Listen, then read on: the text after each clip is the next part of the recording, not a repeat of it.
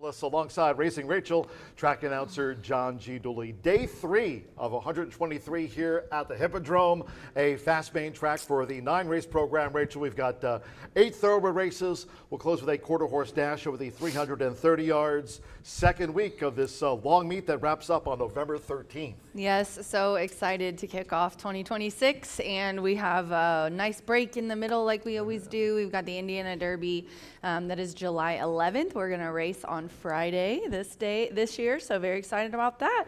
And track is fast, and the weather looks a little bit of rain in the evening forecast, but I think we're going to get through races. Don't worry about it. Tuesday and Wednesday cards on opening week. Fernando de la Cruz, Randy Klopp off to a fast start. More about that in just a moment. And again this week, the second week of the 123-day season we have here in 2026 at Horseshoe Indianapolis, racing today and tomorrow. Then no live racing after that. Thursday all the way through the following Tuesday, because we'll be running here on Kentucky Oaks Day and Kentucky Derby Day. So more about that during the next block. But right now, we mentioned a fast track, and weather-wise, the official race day forecast for our racing program here to start off week 2 of this 2026 race meet at Horseshoe Indianapolis. Let's check in with our friends at the Weather Authority, Fox 59, and Krista is standing by. It's a great day to be out at the track. We will see a partly sunny sky as we head through the rest of the afternoon into the evening. Primarily dry until late this evening, mainly after 11 o'clock. We'll see some showers and storms arriving north of the area on into very early Wednesday morning. Warm today with temperatures in the lower 80s. Krista, what a great job you just did. Yes. I just want to let you guys know that live TV is so much fun. And me and John are getting through it. Let's get through this. The Weather Authority, Fox 59. Krista, thank you for that forecast. Fast track for our 9 racing program. And as we mentioned, this is the second week of a 123-day season here at Horseshoe Indianapolis. Going back to opening week, wow, boom. Fernando de la Cruz off to a lightning quick start here for 2026 just like last year. at the track. Just like last year, he was the leading champion for the 2025 meet. And Randy Klopp looking to add another training title to his trophy collection, and they teamed up. I mean, 5 winners after a couple of cars. Yeah, I figured we could just show Wednesday's doubles for Fernando and Klopp. What a way to start the 2026 meet. Here in race 6, he had Catch a Night Train, the one $1,860 winner. Yeah, great neck and neck battle. They were all making their seasonal bows. Silver Sterling was on the outside. That was Joshua Morales riding for Tony Cunningham. First run of 2026. So too for the inside gray, Catch a Night Train, not for the catching, under Fernando de la Cruz. Yeah, definitely a nice ride by him. And then we're going to go to the next one. They did back-to-back winners, back-to-back connections here. Delta Tau Chai. No. How do you say it? Delta Tau Chi. Oh, yeah. I was never in a frat or... Do I strike you as a sorority girl? Maybe the sweetheart of Sigma Chi. No, Jose. Delta More like the Tau terror. Chi, pledging at 7-5 to come up with the money, and that they did. Delta Tau Chi, it was Fernando de la Cruz, another winner for him. And again, this is going back to last Wednesday's racing program. We had a couple of cards that kicked off our 2026 race meet, and there again, FDLC for RK. Definitely very, very nice start. These two are on fire together in 2 days of racing. They've teamed up for 5 wins in 10 starts, and both have already accumulated more than $100,000 in purse earnings, and that's just for the 2 days because they also won the stakes races on Tuesday. But speaking of stakes races, I am ready for some turf stakes action, and it's right around the corner. Tuesday, May 5th, turf course looking great here at Horseshoe Indianapolis. We love our everything. turf racing. We know all of you horse players do too. Yeah, I already am getting tweets about it, you guys. Yep, Vice President and General Manager Eric Hallstrom keeping us always up to speed with regard to the turf course, and looking forward to that all-turf pick 3 wager back here in 2026, scheduled first turf races of the meet on Tuesday, May the 5th. We had a couple of cards last week, and we introduced a new wager for this year, the $5 last call late double. That's the final 2 thoroughbred races on the card. By the way, in addition to that, we also have a carryover in the 10-cent we do, Super High 5. Yeah, Pentafecta carryover. That's on race 6. It's over $5,000. $5 last call late double. Yes, and it paid $120 on Wednesday, the last call daily double, and your girl gave it out. So let's see if we can't do that again today. On to the next. We also have a couple of watches that I am staying. Tammy is on PTO right now. So when I tell you that I am not going to drop this ball, 2 away from 1,000, and I thought it was so cute. I text Gennaro. He's a little nervous with the English speaking on. He's fine, but he doesn't like to talk on the mic, and I don't like to force people who aren't comfortable. So I texted him and I said, hey, when you get it, I'm not going to jinx you, but if you want to type a few words and you want me to say them, if that would make you more comfortable. He goes, yes, but he was like, I feel almost, he goes, I haven't been able to get it. I feel almost as nervous as my first career win. I thought it was adorable. So he's trying to get it, and so is Evan, and he has a couple. I'm not sure how many they have. I did this. 998, you're right on. I am, but I mean how many they have in, because Gennaro said he had to scratch a couple. So we'll have to look at the mounts and the entrance later, but keep an eye on them for sure. Muy bien. A.I. Allen back in 2026. He debuted during opening week. He'll be back again tomorrow as we wrap up a 2-day stretch on this second week of the 2026 race meet. So looking forward to hearing more from A.I. Allen on tomorrow's racing program. Speaking of, well, tomorrow we've got a lot of contests coming up this week, and we want to mention Road to Champions Day. Let's get to that here. 1:37 on the pre-race show. John and Rachel taking you through as we start off a 9-race card here today with a fast track. But talking about the Road to Champions Day, that's back. We'll be running on Friday. That's Kentucky Oaks Day. So that's a new racing day for us. Looking forward to the Run for the Lilies and then the Run for the Roses the next day. But it is the Champions Day contest back for year 2. We'll start on the 1st of May. Held for 95 straight thoroughbred days all the way up to Indiana Champions Day. Rachel, we have that day marked on our calendar for Saturday, October the 24th. And players specifically must go to the 123 gaming site. That's the contest platform to register to play. It's and you can also check out www.roadtochampionsday.com. Also, some contests coming up in May. We're going to start Tuesdays. We'll have the Jocks Agents contest. Wednesdays is also always my Warriors contest. Come out to play. And then Thursdays we'll have Exactamundo. We're giving away 18 seats to the NHC this year. 18 seats to the NHC by playing in our contest. We're a good spot to try to get into those, and our handicapping contests all kick off here in a couple weeks as we start 4-day racing in the month of May. Yeah, you start talking Road to Louisville, that contest all winter long, and of course as the lead up to, we'll be running here on Friday, May 1st.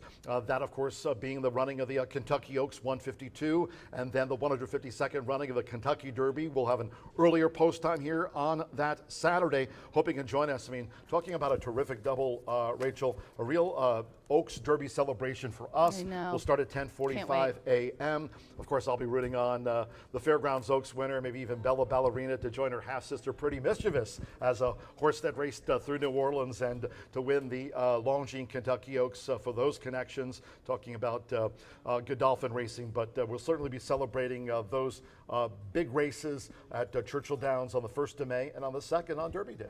And I'm going to be right here with you. And I couldn't be happier. I'm so excited. It's going to be awesome, running on the Ladies' Day. We'll have hat contests and a lot of fun, so please join us. Also, just want to put that out there. If you have any questions for reservations, call 317-421-0000, and they'll get you to the clubhouse. Or if it's for an event, they'll transfer you to the queen of keeping all of our reservations straight for big events, Beth Litteral. The only woman in this entire building I'm afraid of.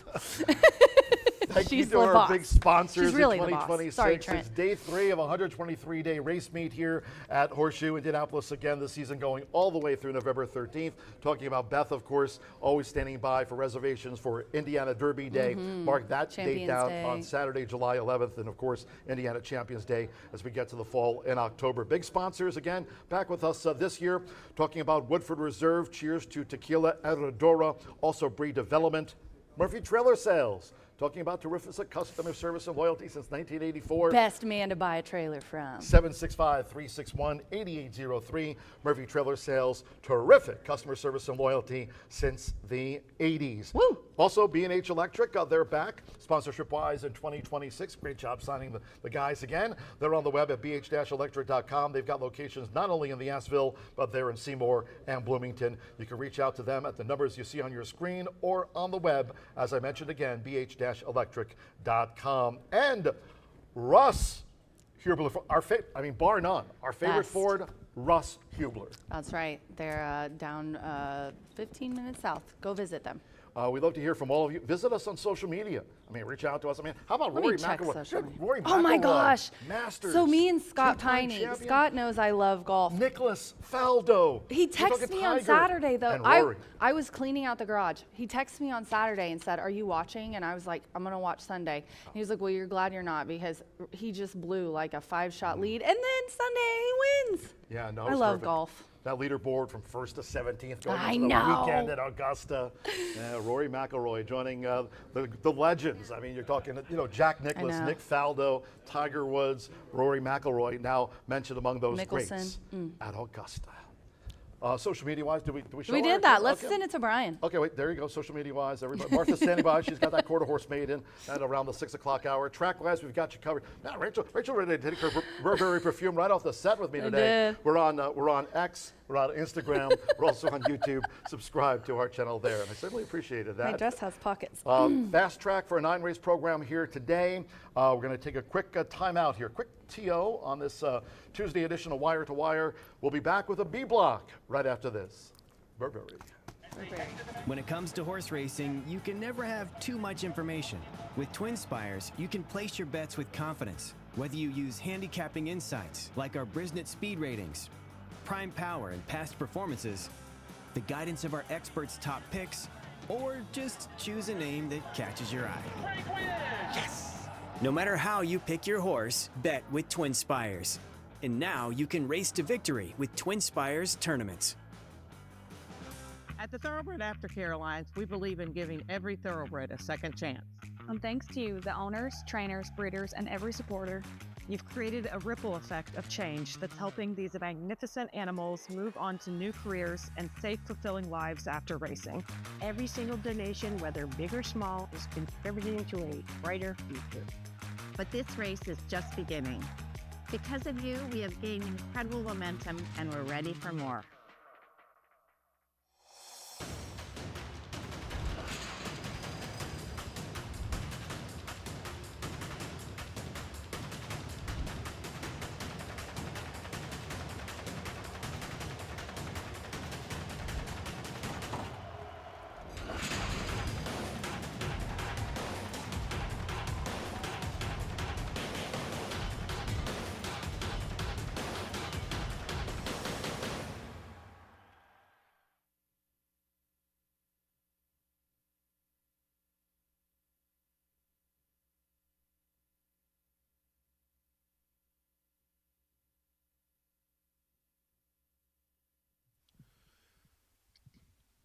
Welcome back to Wire, the B block coming at you, going through the first 5 races of this early Pick 5. We had some big payouts last week, 2 days through the meet. Pick 5 returned over $22,000 on opening day, and that late Fire 5 handle was up as well, almost across the board. Our Pick 4 almost handled nearly as much as our Pick 5 some of those days last week as well. And I think today's challenging. Doesn't look like any 2 to 5 or any odds-on favorites. It's very early on in the meet. You've got a lot of owners bringing in horses coming in off of layoffs. You've got some with some recency, but not necessarily all that appealing, coming in from maybe some inferior tracks, you would say. So there's a lot of unknowns early on in this meet, and I think a lot of overbet favorites as well. Favorites were somewhat hit or miss. Some of them did come home to score, but others long shots in here. I think the track played fair overall. We always talk about speed, especially going 5.5 early on in the meet, but more often than not, that final 50 yards was very challenging for those front runners. We saw plenty of races and horses come from off the pace, whether they were inside or outside.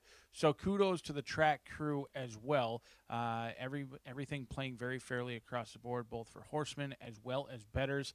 And then also kudos to our racing staff, getting some full fields in here, not too many scratches to go over today, making it a very challenging endeavor to put together a Pick 5 through the first 5 races. We'll have those $1 minimum Pick 4s in races 2 as well as race 5. But let's begin as we are now 24 minutes away. No scratches or changes into the opener. 6 furlongs going to be the distance in here, and I thought this race was incredibly challenging. It looks like the early money is coming in on Army Girl for Tracy Wisner, the 6-year-old mare.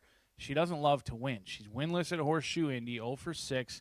She was winless in 2025. She didn't even hit the exacta in 7 starts. Now in 2026, she again has continued those trends, not finding the exacta, and she's 1 for 21. If you're going to take a 6-year-old mare at 7-5, that's your doing. I'm not. I recognize that this horse is likely your most likely winner. However, she's been defeated 20 times and she hasn't won in the last 2 years. So I'm not going to settle for a low-end price in here. I think this is a wide-open betting event. I may draw your attention to a horse like Fawn Leibowitz. Fernando de la Cruz, he had himself an excellent start to the meet. In fact, he's winning at 50%. Will that continue? Absolutely not. However, he's going to win at a very high rate. And when he and Ray Paquette have teamed up last season, they usually snuck in some decent prices, and they usually won quite a few races as well. That's something that I'm going to look forward to this year, jockey trainer combinations and navigating those. I like that this horse is filly, looking for the second win, hasn't had all that many opportunities. This could be a prep for a turf race down the road. However, a horse who's won sprinting at this distance on a fast main track, 3 starts on a fast main track, a first and a second as well. So I'm cautious that this is a prep for May race going long in the turf. However, they've kept her in 3 out of the last 4 when they did come off the turf. And you get the hot rider in Fernando de la Cruz. That horse could be overlooked in here. Currently 4-1 off that 8-1 morning line. It's a spread race for me in the opener. Race number 2 kicks off that $1 pick 4, 6 furlongs.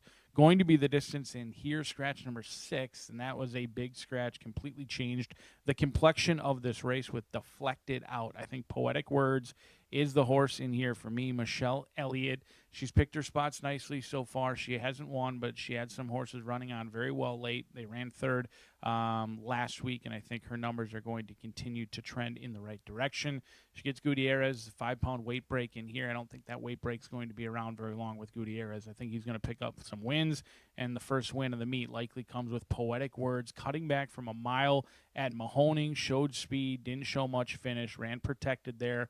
I think this is a lateral move from maiden special weight over at Mahoning to maiden claiming in here, gets a big class relief, and there's just not a whole lot in this race to go off of. Brian Waltz, Rodney Prescott could have themselves a winner, a horse with speed on the stretch out for the first time, and then the Exodus Twist, Santo Sanger 0 for 6, claim for $7,500 from Joe Sharp. That's a hard guy to move up on. Joe Davis, he can certainly get a horse ready to run at first asking. He has very good numbers with first-time starters. I just don't love that this 3-year-old colt's debuting for a tag in here for the Kentucky bred, but Dreaming Perfect could be an upset candidate in this spot. We'll see if the cutback plays favorably to Poetic Words. Race number 3, another challenging event in here. In fact, I thought all the races were fairly hard today. And when you pick them as poorly as I did last week, they all look very hard. 1, 2, 4, and 5 in here. Willie Bird is the horse to beat at 7-5 for Larry Ravelli. Rodney Prescott going to pick up the mount in here off of 2 consecutive wins over at Mahoney Valley, but does come back off short rest.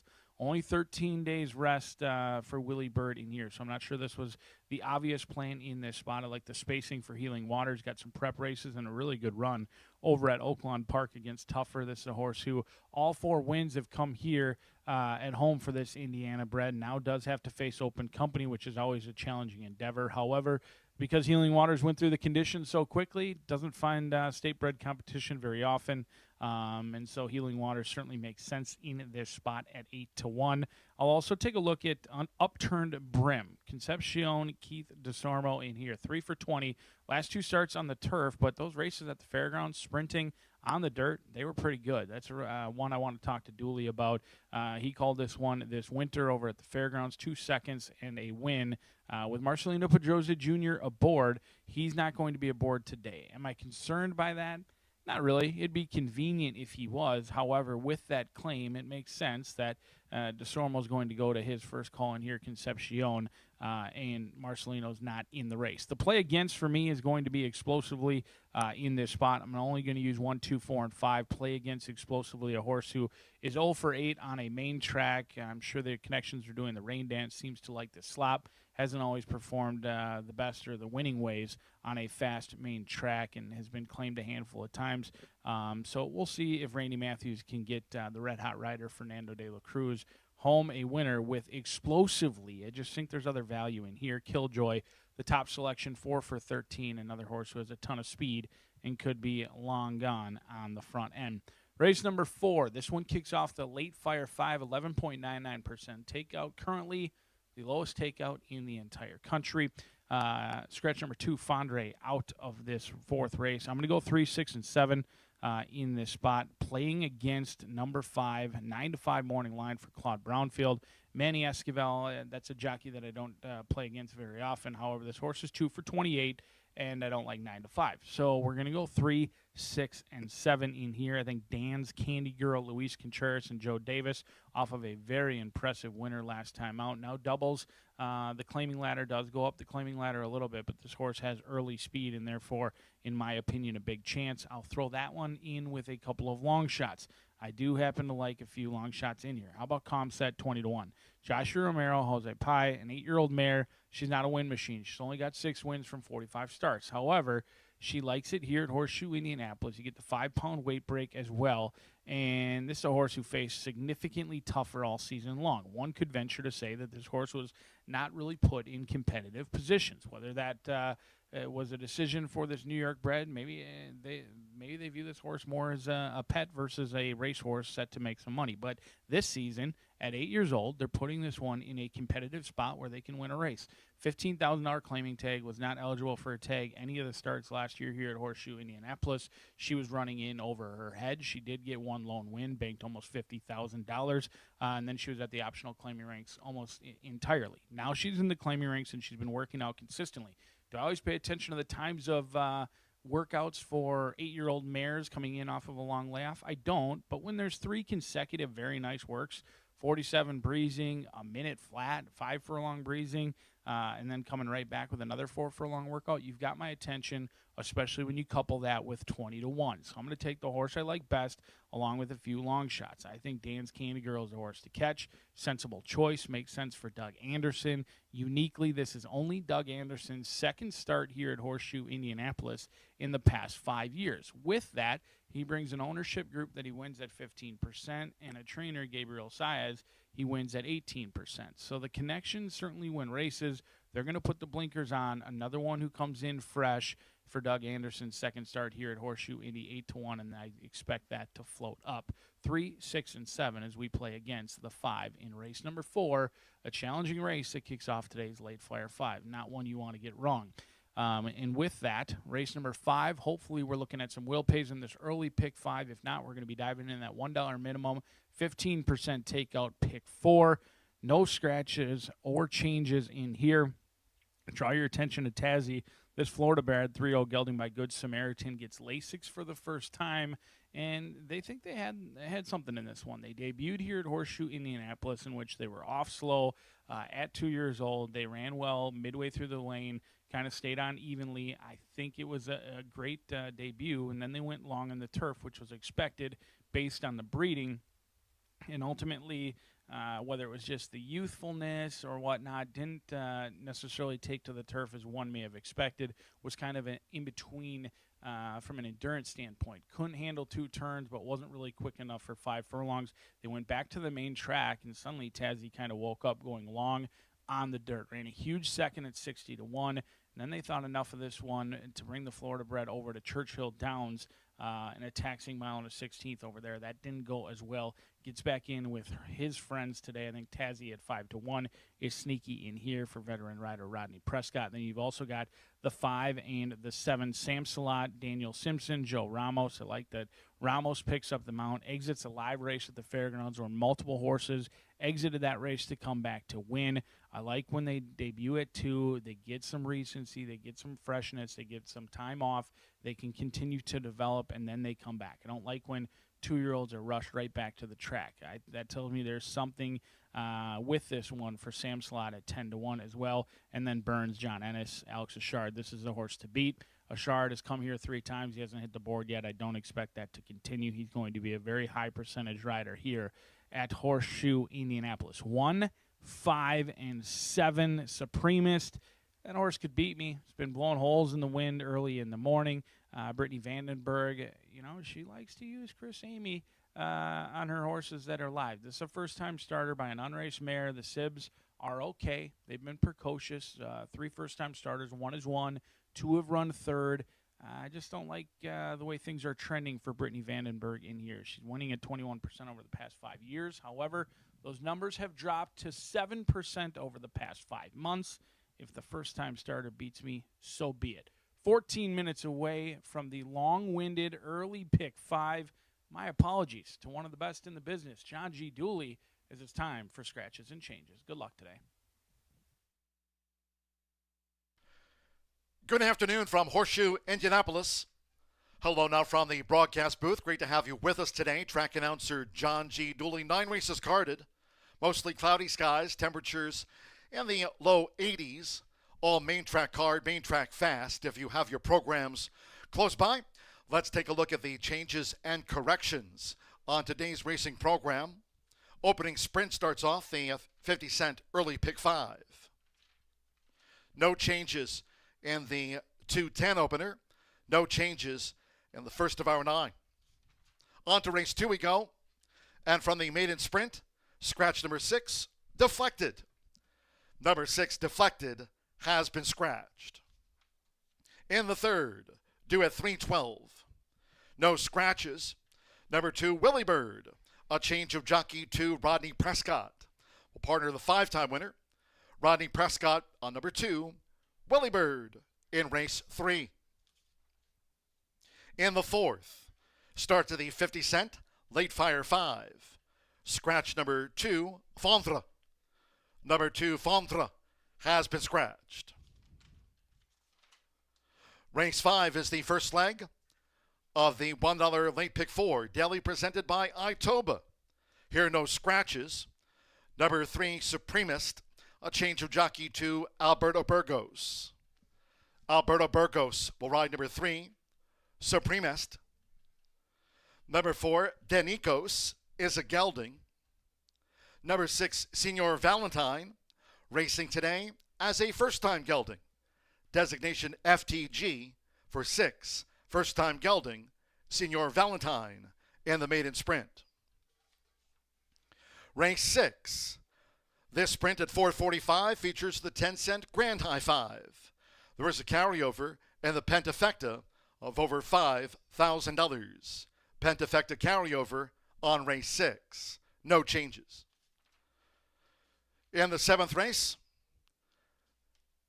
no changes in the State Bred sprint.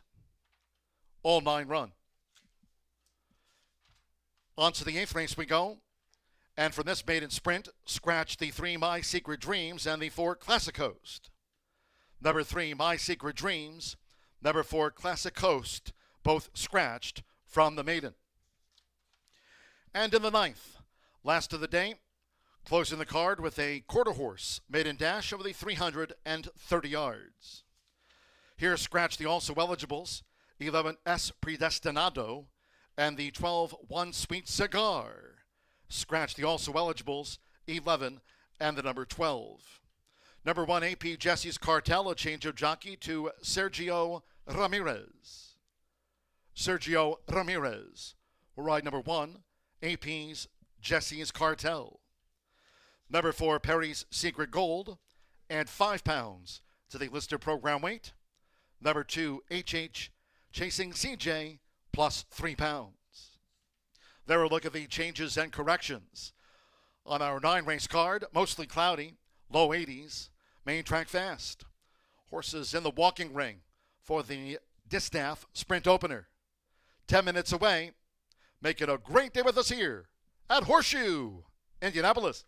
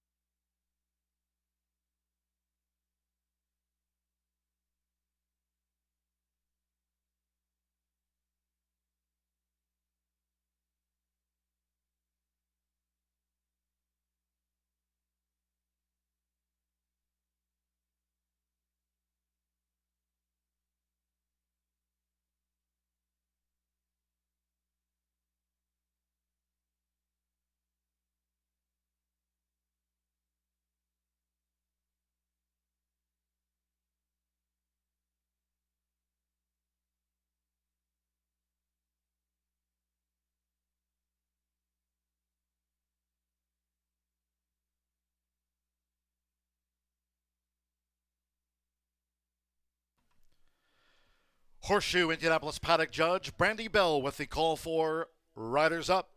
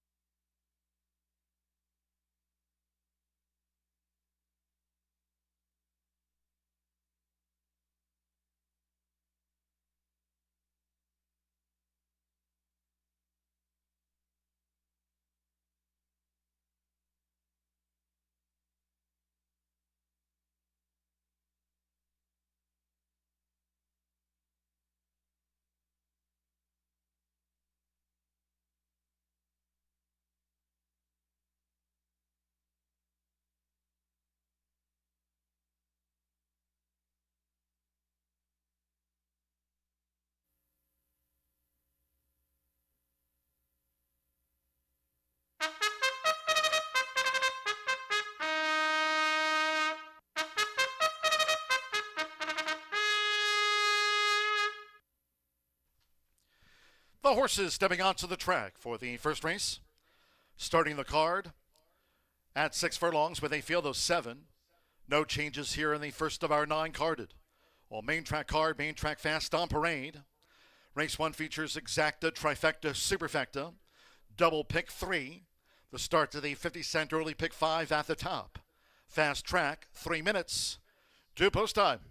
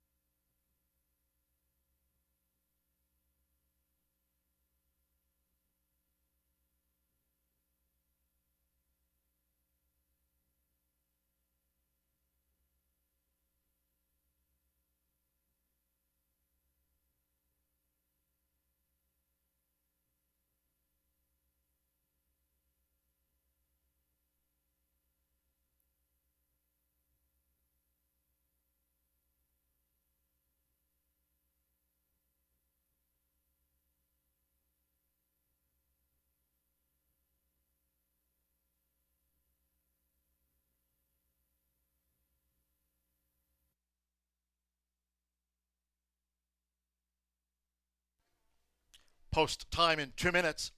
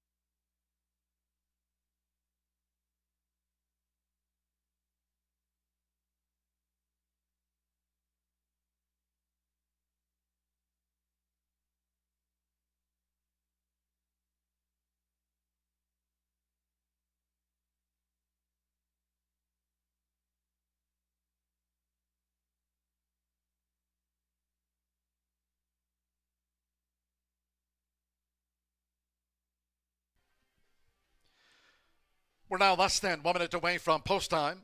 Start to the 50-cent early pick 5. Main track fast. You now have less than 1 minute.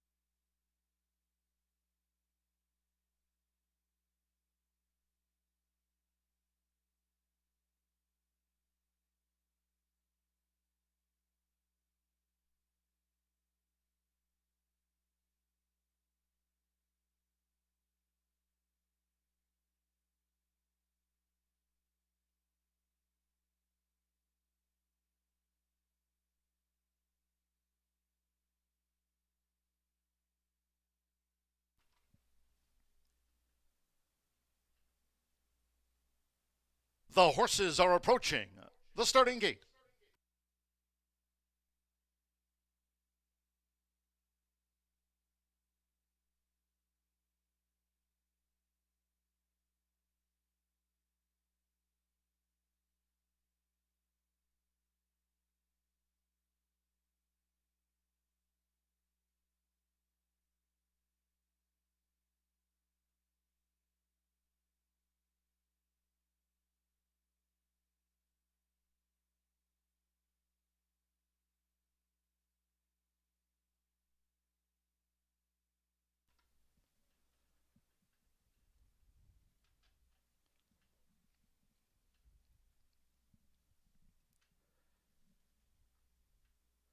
The horses have reached the starting gate. It is now post time. They're going in. Santiago Gonzalez with Run Mama Run. The first filly to take her position in the starting gate. Mitch Morrow, Royale with Cheese to join Run Mama Run. Marcelino Pedrosa Jr. for Gennaro Garcia. Up comes Loving Mischief. Loving Mischief drew 2. Constantino Roman with Being Swifty went in well. Fernando Letta Cruz with Fawn Leibowitz. Alberto Burgos with Tale of Lady Maria. One more. Sarah Bermudez with Army Girl. Main track fast, the first of 9 races on day 3 of 123 here in the Hoosier State. They're in the gate. William running at Horseshoe Indianapolis, and losing the rider was Tale of Lady Maria at the start. Alberto Burgos right up to his feet, just outside of the 6 furlong starting point. Royale with Cheese away sharply for Mitch Morrill. Royale with Cheese to lead them to a half mile from home as Army Girl now tracks the front runner. Loving Mischief is in the red cap, joined toward the inside by Run Mama Run with her bid. Be Swifty is 6 lengths off this leader, back in 5th at the 3.5, and Fawn Leibowitz trails here in the Tuesday opener. Again, losing the rider was Tale of Lady Maria just after the break. The quarter was 22.61 seconds, inside 3 furlongs to go. Leading with the rail is Royale with Cheese. Sarah Bermudez has Army Girl poised for a bid as the fillies mare turn for home.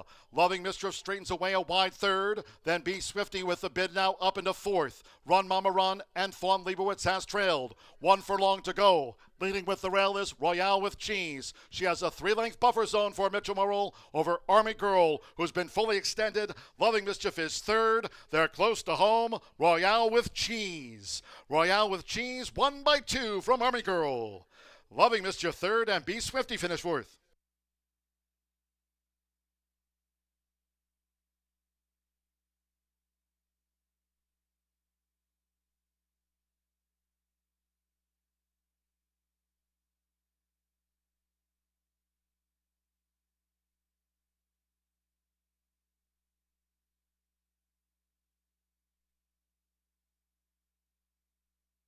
111.35 after the Distaff Dash. Unofficial 4725 inquiry concerns the start and the 6 of tail of Lady Maria. The 6 is the focal point of the steward's inquiry at the start. Unofficial, number 4, Royale with Cheese at 6 to 5 first. 7, Army Girl at 4 to 5.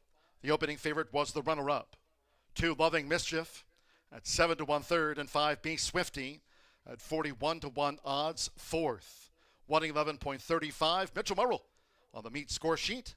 Here for Jeff Hiles. Inquiry concerns the start and tail of Lady Maria. Hold all bets.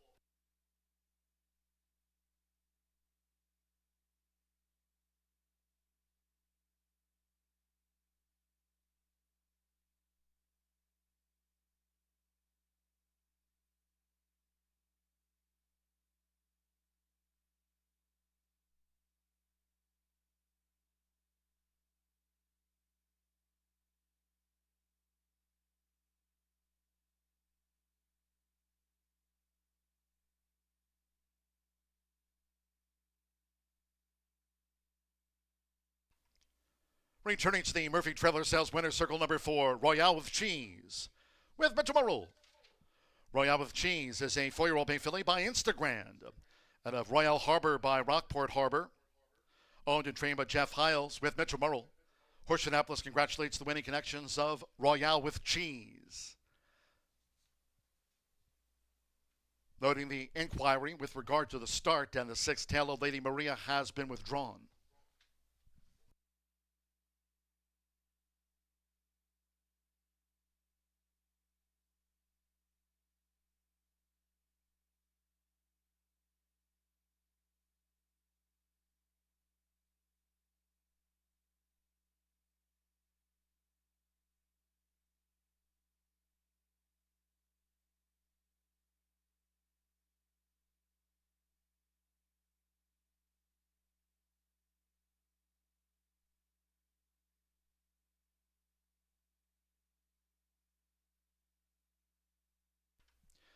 The result of race 1 official.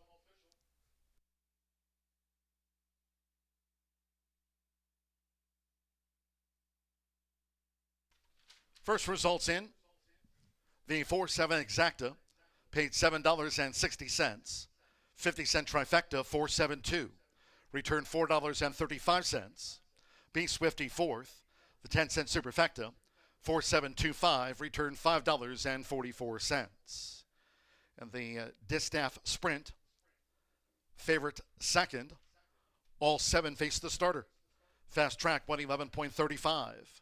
21 minutes away from race 2 of 9 carded. Scratch the 6, deflected. Number 6, deflected, scratched from the maiden sprint. Race 2 will feature exacta, trifecta, superfecta, double pick 3, starts at the $1 early pick 4. Well, main track card, fast. Post time for the second race will be at 2:41. In all cases, if you can, please do try to make your Horseshoe Indianapolis selections and wagers today early. Thank you. Coming up in a moment, our first race replay of the Distaff Sprint. Hope you had a bet on Royale Cheese.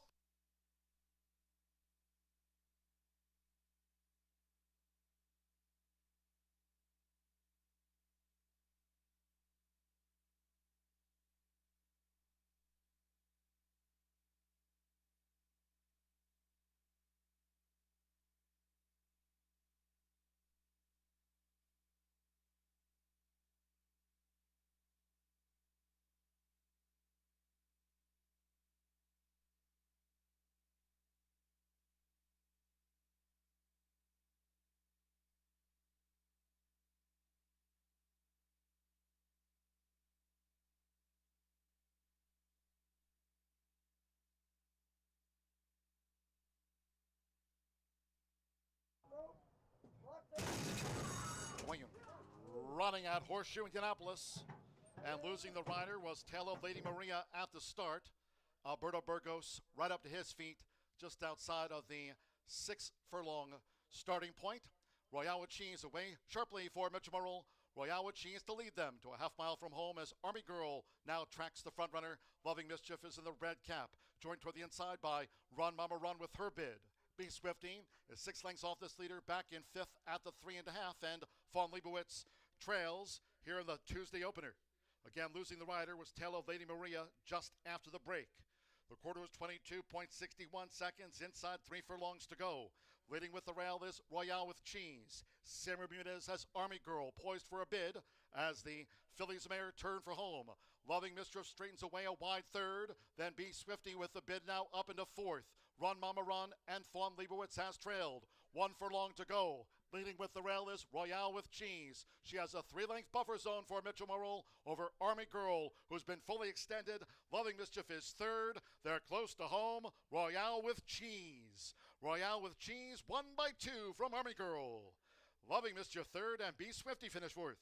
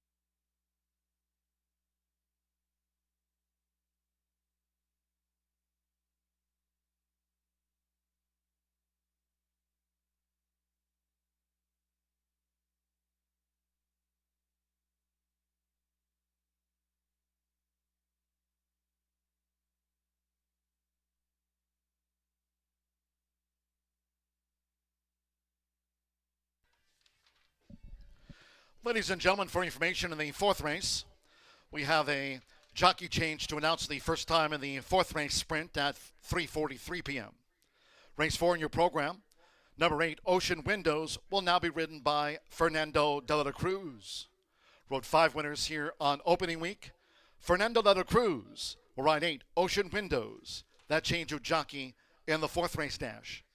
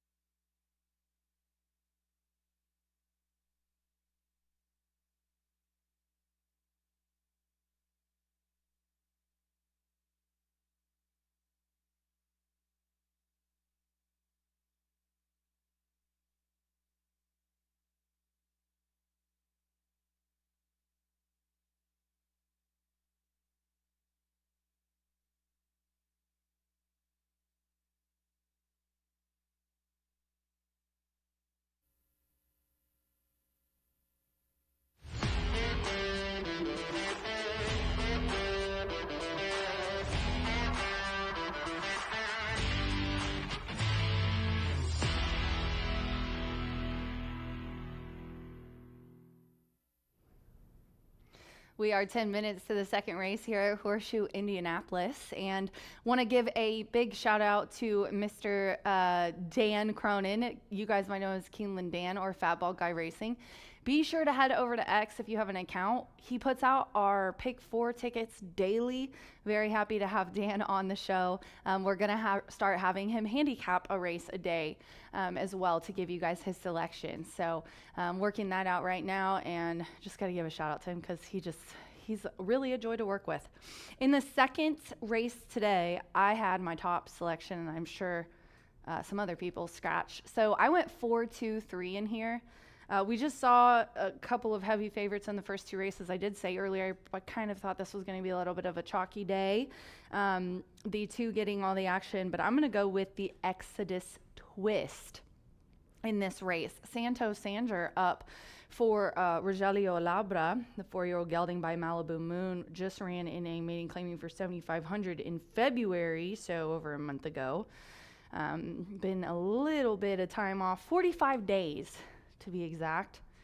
This one has early running speed. It's going to be kind of interesting to see who sends. I mean, this horse is up pretty high, but he was in easier ones at Turfway. But if you go back, they started this horse at Churchill in those big $120,000 races, and they've dropped him way down, and he hasn't done much. But I think getting him back to dirt is going to be the difference for this guy. But yeah, early speed, has faced tougher before. Maybe really didn't like the poly. This is just kind of an interesting group, so we'll see what happens. But he does look really nice in the paddock. The two Poetic Words is who I'm going to go with in my exacta spot. The even money favorite right now on the tote board. Poetic Words gets Jose Gutierrez in the irons, who had a wonderful meet last year, hoping to repeat his success as our leading apprentice jockey last year. This one, Michelle Elliott conditions, a 4-year-old gelding who is making his 6th lifetime start. Got close last time going a mile, took that one all the way to Mahoning, put in bullet work on April 3rd since that start, and now she puts it in 430 here. Has been in maiden claiming before, really didn't do much, but got in a lot of trouble. Got taken out in a couple of races and then came up at the start of the other one. So yeah, he's going to try to get it done here today. And then the 3, Dreaming Perfect, right now on the tote board at 9-2, is a 3-year-old gelded son of Perfect Timber, Stormy Atlantic Dam. And the Dam has produced 4 winners from 6 starters, and 2 stakes winners of those of his half-siblings have had a lot of success. So gate work on April 3rd, 5 furlongs, 1 minute and 3. Nothing crazy, but I like that it was out of the gate. And then 49 and 4 furlongs here on March 28th as well. So excited, and had good numbers in the gross strength ratio percentage on Equine Edge. Gotta also give a shout out to my guy Scotty McKeever. Definitely love being an ambassador for that, especially with these maidens. These are tough races, and they've got a really nice algorithm there for breeding, how their progeny has done. It all goes into that, so pretty interesting. And he had good numbers on that as well. 6 minutes to the second race here at Horseshoe Indianapolis. I've got the 4, the Exodus Twist, on top in this maiden claiming event. Good luck.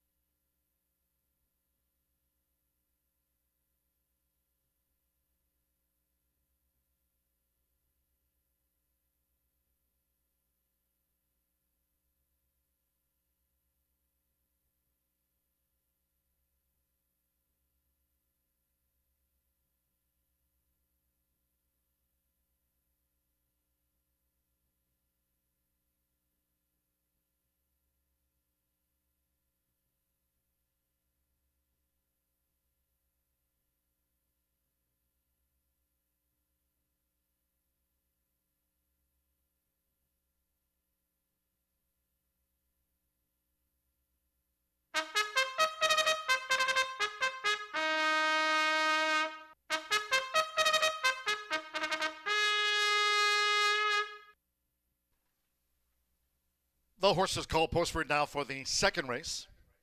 This maiden sprint at 6 furlongs, a field of 5. Number 6, Deflected, has been scratched. Scratch the 6, Deflected, from the race card. Race 2 features Exacta, Trifecta, Superfecta, Double Pick 3, start here the $1 early Pick 4. Fast Track, 3 minutes to post time. 3 minutes.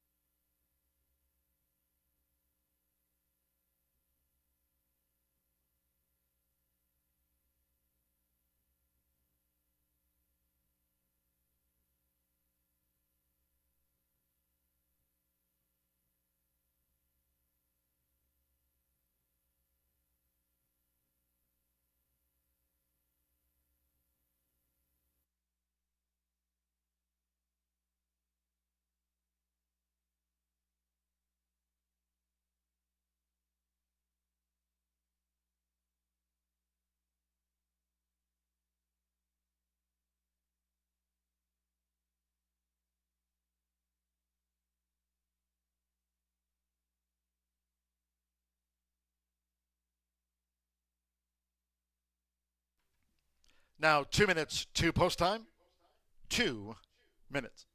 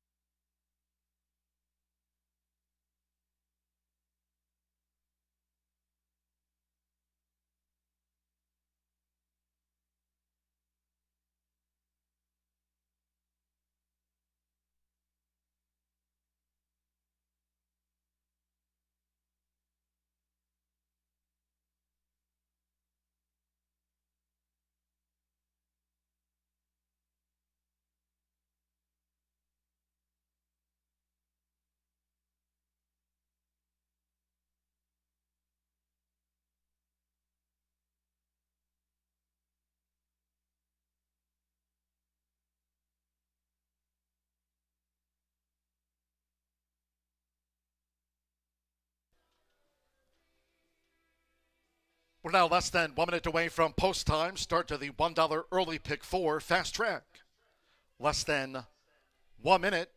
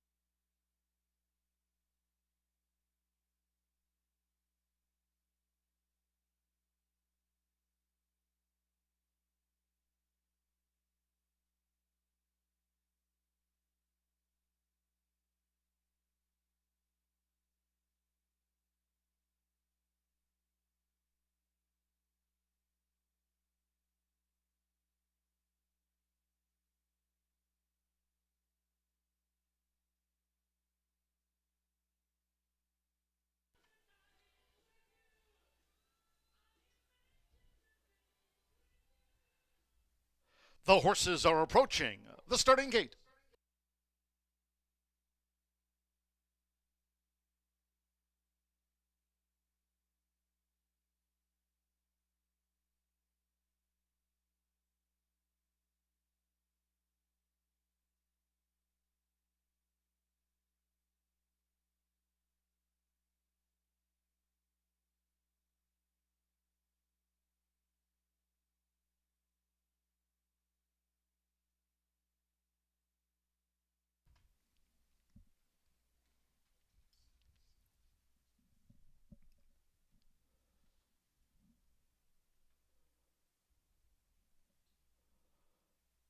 The horses have reached the starting gate. It is now post time. Loading in front of starter Oscar Quiros. Apprentice Pedro Pena with Civitas. Jose Gutierrez, Poetic Words coming up. Joins Civitas. Sammy Bermudez with the 3-year-old newcomer, Dreaming Perfect, getting fractious in back of the starting gate. Dreaming Perfect has moved into the starting gate, and Sammy climbing back on board. The new face in the crowd to Dreaming Perfect, 2 back. Santos Sanjor with the Exodus Twist. The Exodus Twist, the 6th race maiden at 6 furlongs, so stand by, one more. Rodney Prescott with 3 times started, Got a Jet. For the second of the day from Horseshoe Indianapolis, they're in the gate. And they're off. The Exodus Twist, Got a Jet with early interest. Poetic Words, the Whitecap, has come out running a third as they make this dash through the first furlong and a half. And the trailers are the Casanas Racing 2, the newcomer Dreaming Perfect, and Civitas trails the maiden quintet as they make their run toward the half-mile pole, where the Exodus Twist has opened up a 4-length margin on Got a Jet as they make their way into the far turn. In turn 3.5 more to Poetic Words, who remains in third. We're racing 6 clear from Dreaming Perfect, still running second to last, and Civitas trails them. The opening quarter in 22.43 seconds, aiming for the Exodus Twist. The Exodus Twist amassing an 8-length lead, coming past the quarter pole from Got a Jet, and on the outside, Poetic Words as they straighten away, coming down toward the final furlong. Then Civitas, who just picked up Dreaming Perfect, the half mile, 45.46 seconds with 1 furlong to go. And here comes Poetic Words for Jose Gutierrez. Poetic Words has collared the Exodus Twist as they come past the 16th. Got a Jet is third, well clear. The son of game winner, Poetic Words, has scored the winning run by 3. The Exodus Twist was second. Got a Jet finished third, well clear.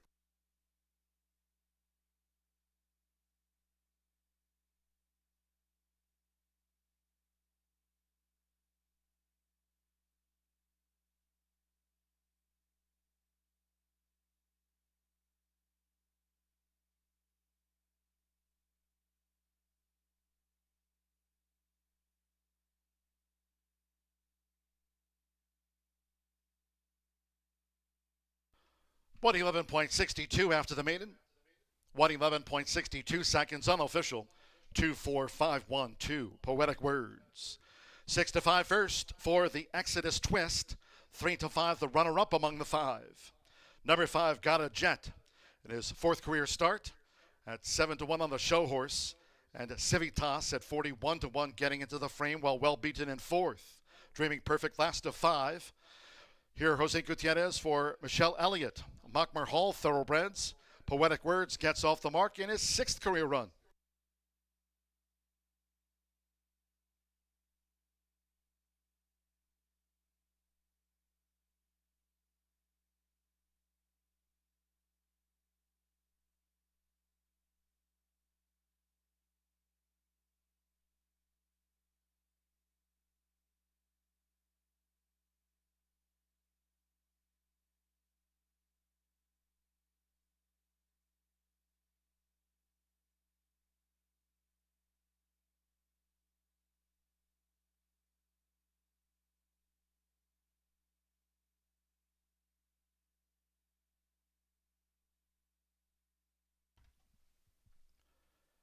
Returning to the Murphy Trailer Sales Winner Circle, the 2 Poetic Words with Jose Gutierrez.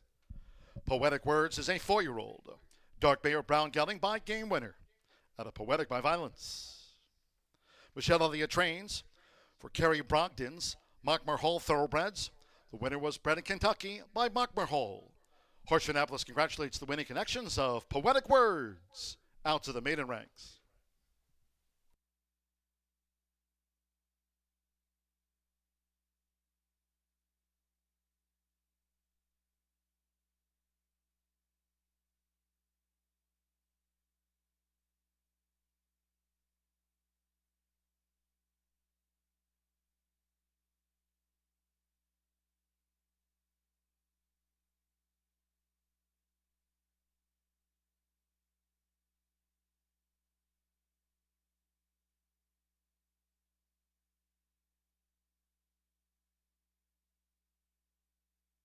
Second race official.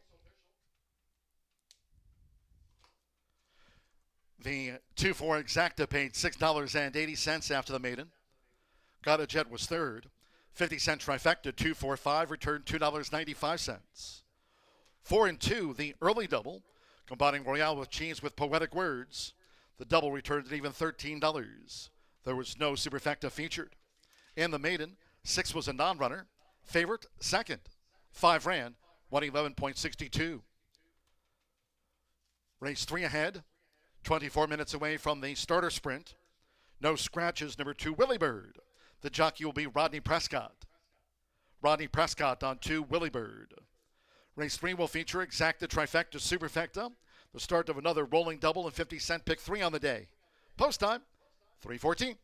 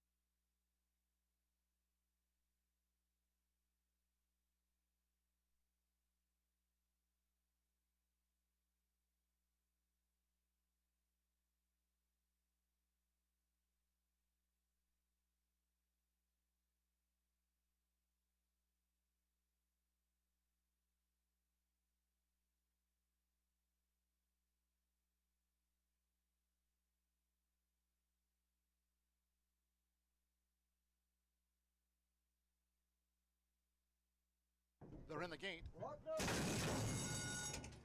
And they're off. The Exodus Twist got a Jet with early interest. Poetic Words, the white cap, has come out running a third as they make this dash through the first furlong and a half. And the trailers are the Casanas Racing 2, the newcomer Dreaming Perfect, and Civitas trails the maiden quintet as they make their run toward the half-mile pole where the Exodus Twist has opened up a 4-length margin on Got a Jet as they make their way into the far turn. In turn 3.5 more to Poetic Words, who remains in third. We're racing 6 clear from Dreaming Perfect, still running second to last, and Civitas trails them. The opening quarter in 22.43 seconds, aiming for the Exodus Twist. The Exodus Twist amassing an 8-length lead coming past the quarter pole from Got a Jet, and on the outside, Poetic Words as they straighten away, coming down toward the final furlong. Then Civitas, who just picked up Dreaming Perfect, the half mile, 45.46 seconds with 1 furlong to go. And here comes Poetic Words for Jose Gutierrez. Poetic Words has colored the Exodus Twist as they come past the 16th. Got a Jet is third, well clear. The son of game winner, Poetic Words, has scored the winning run by 3. The Exodus Twist was second. Got a Jet finished third, well clear. They're in the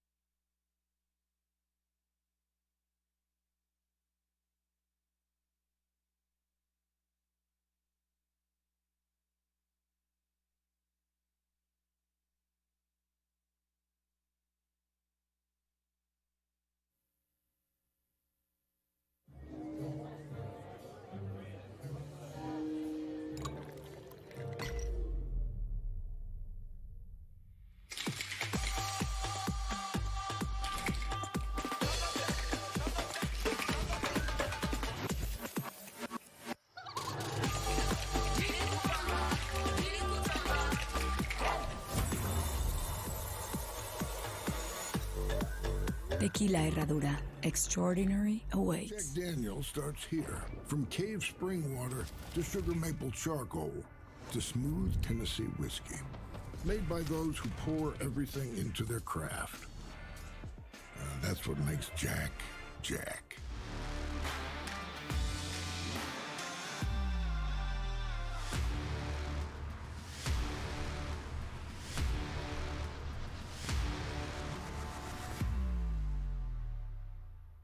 At the Thoroughbred Aftercare Alliance, we believe in giving every thoroughbred a second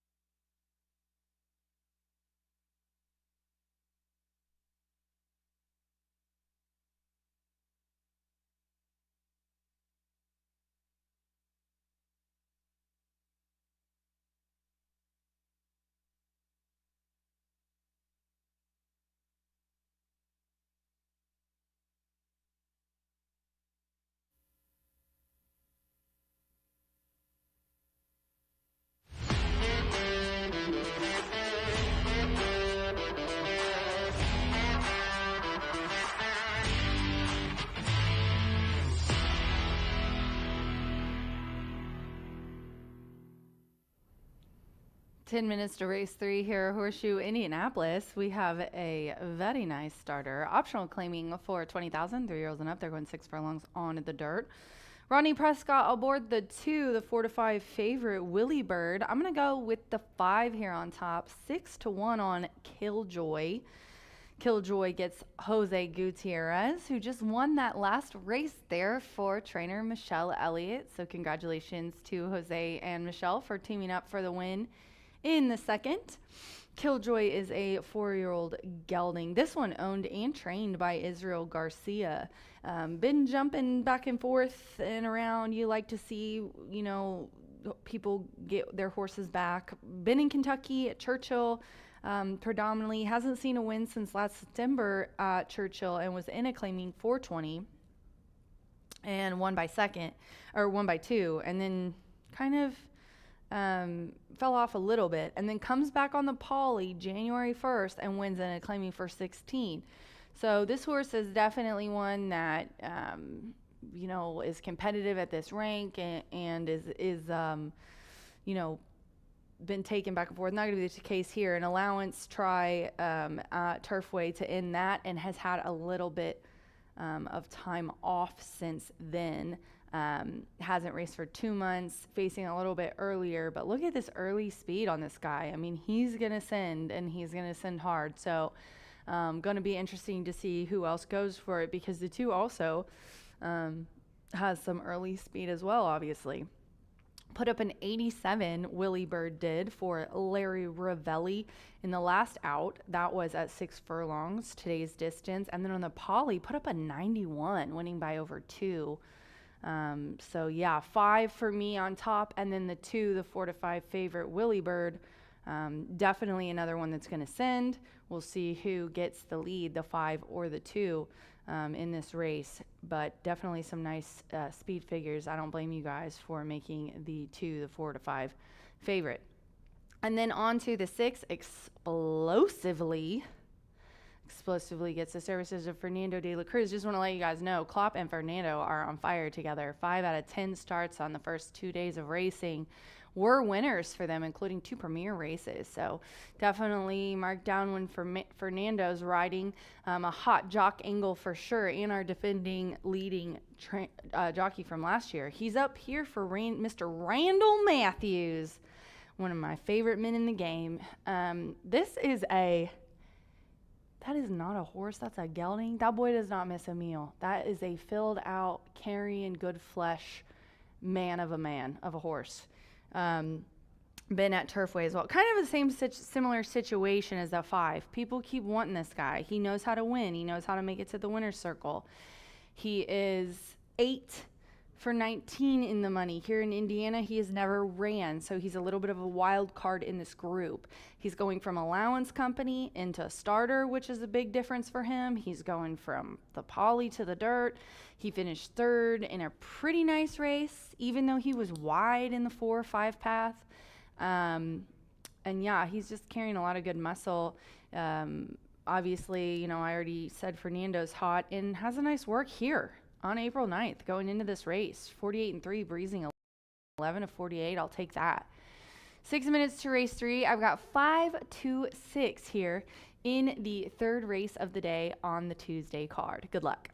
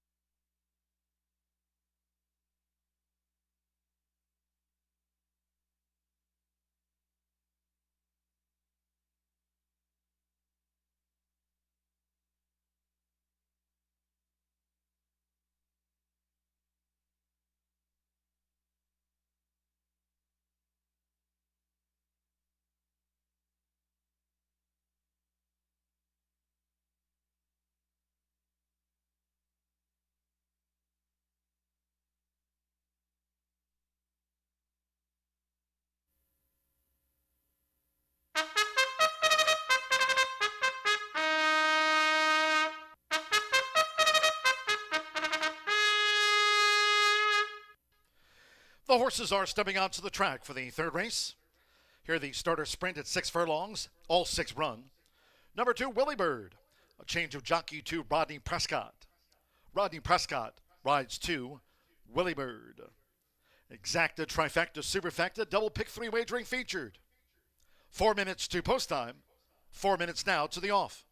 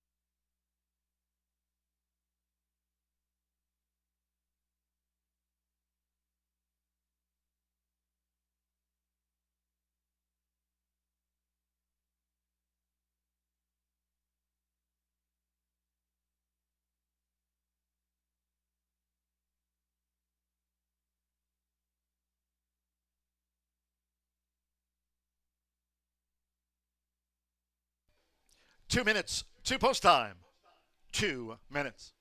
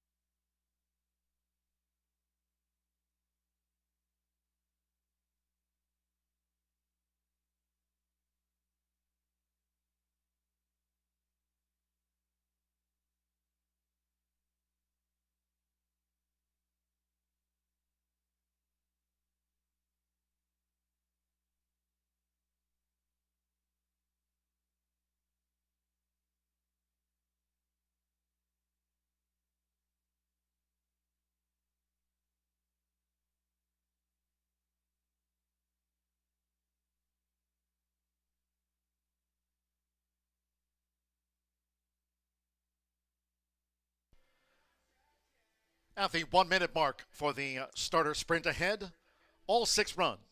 Rodney Prescott on 2, Willie Bird. Rodney Prescott rides the 2. Here's Willie Bird. 1 minute.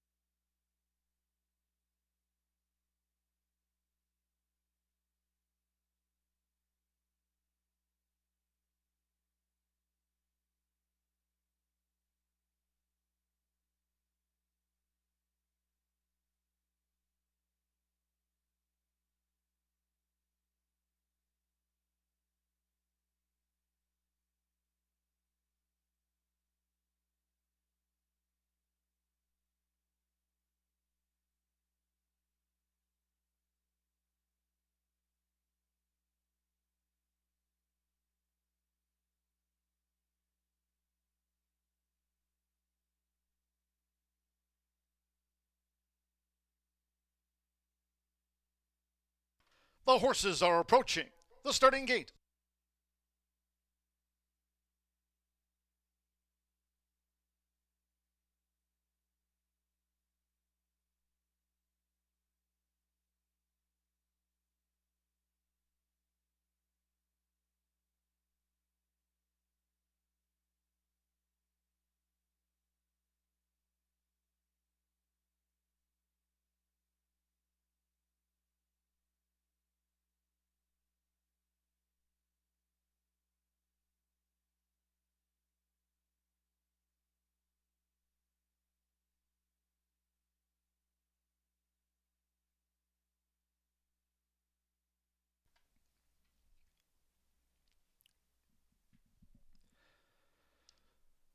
The horses have reached the starting gate.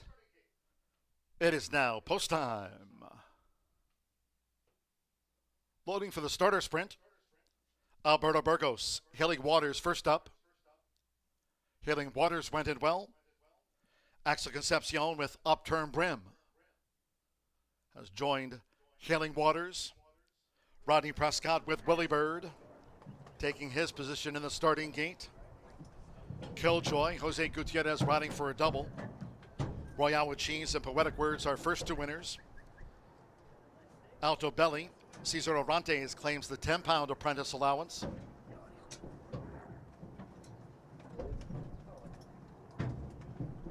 One more, Fernando de la Cruz with Explosively. Willie Bird, 4-5 favorite, all in. And they're off. Killjoy, Upturned Brim going for an early push. Here come bids by Altabelli, who makes a split. Right there toward the inside is Healing Waters with Explosively, who joins them with Rodney Prescott. Willie Bird has dropped back to last as they make their way toward the half-mile pole, just being led by Altabelli. At the inside for Cesar Orantes as Jose Gutierrez has Killjoy. Right there with Altabelli, they battle head-to-head past the half-mile pole. Explosively tracking them from third as Willie Bird in the black cap. Willie Bird is starting to pick up. Upturned Brim, Healing Waters has dropped back to last. The quarter fast pace on 21.92 as they come to the quarter pole. It's Explosively in front for Fernando de la Cruz. Tries to flirt Willie Bird wide as they straighten away. And here's Willie Bird for Rodney Prescott, and Willie Bird battles Explosively. Half mile, 44.20 seconds with Upturned Brim running in third. Killjoy flattened out in fourth. They come past the 16th. Willie Bird edging away from Explosively. Upturned Brim is third. Willie Bird wins 3 in a row at 3 different tracks. Willie Bird gets the result by 3.5 from Explosively. Upturned Brim third. Healing Waters finished back in fourth in a time of 109.98 seconds.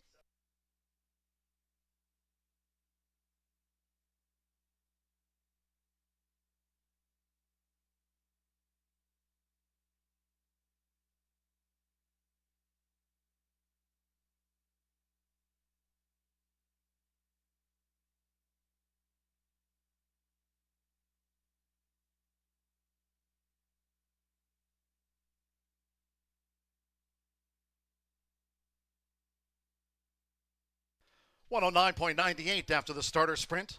109.98. 2.641. It's gone to Willie Bird. Number 2 at 2-5 first. Number 6, Explosively. 5-1 second. Number 4, Upturned Brim at 15-1 third. 1 Healing Waters, 5-1 fourth. Rodney Prescott for Larry Ravelli. Carolyn Wilson owns the son of Bucaro. It's Willie Bird in town at 2-5.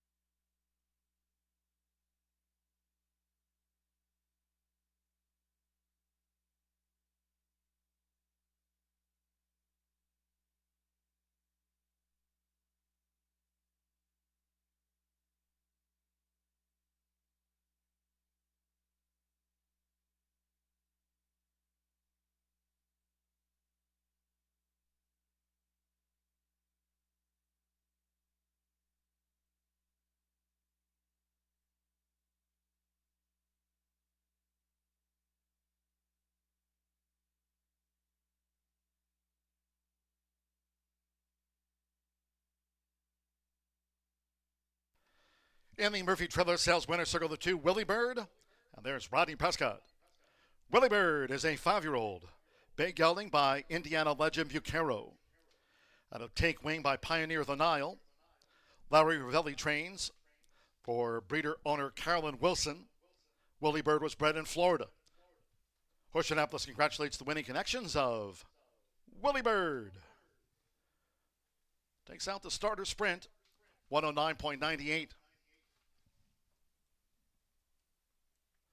2-6 exacta, returned $8.80. Willie Bird capped off the first pick 3 on the card. 50-cent pick 3, 4-2-2. Paid out $7.60. 50-cent trifecta, 264, $12.40. 2-2 double, $9.60. The 10-cent superfecta, 2641, paid $3.20. Healing Waters was 4th. In the starter sprint, favored first, all 6 ran, 109.98. 23 minutes away, the 4th of 9 on the day. In the next sprint, scratch number 2, Fondre. Number 2, Fondre has been scratched. 8 Ocean Windows, the jockey will be Fernando de la Cruz. Won 5 races here on opening week. Fernando de la Cruz on 8, Ocean Windows in the sprint. Race 4 will feature exacta, trifecta, superfecta, double pick 3. Start to the 50-cent late fire 5. Post time, 3:46.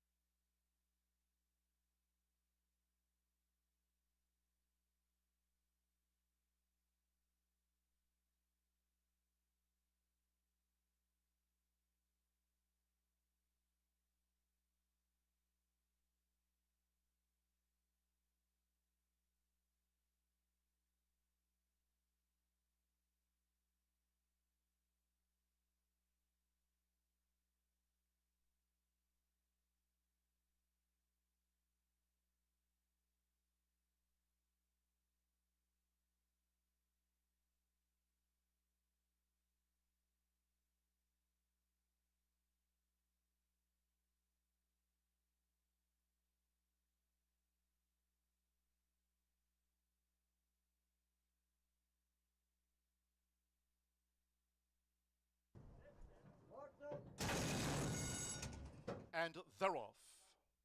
Killjoy, Upturn Brim going for an early push. Here come bids by Altobelli, who makes a split. Right there toward the inside is Healing Waters with Explosively, who joins them with Rodney Prescott. Willie Bird has dropped back to last as they make their way toward the half-mile pole, just being led by Altobelli. At the inside for Cesar Orantes as Jose Gutierrez has Killjoy. Right there with Altobelli, they battle head-to-head past the half-mile pole. Explosively tracking them from third as Willie Bird in the black cap. Willie Bird is starting to pick up. Upturn Brim, Healing Waters has dropped back to last. The quarter fast pace on, 21.92 as they come to the quarter pole. It's Explosively in front for Fernando de la Cruz. Tries to flirt Willie Bird wide as they straighten away. And here's Willie Bird for Rodney Prescott. And Willie Bird battles Explosively. Half mile, 44.20 seconds with Upturn Brim running in third. Killjoy flattened out in fourth. They come past the 16th. Willie Bird edging away from Explosively. Upturn Brim is third. Willie Bird wins 3 in a row at 3 different tracks. Willie Bird gets the result by 3.5 from Explosively. Upturn Brim third.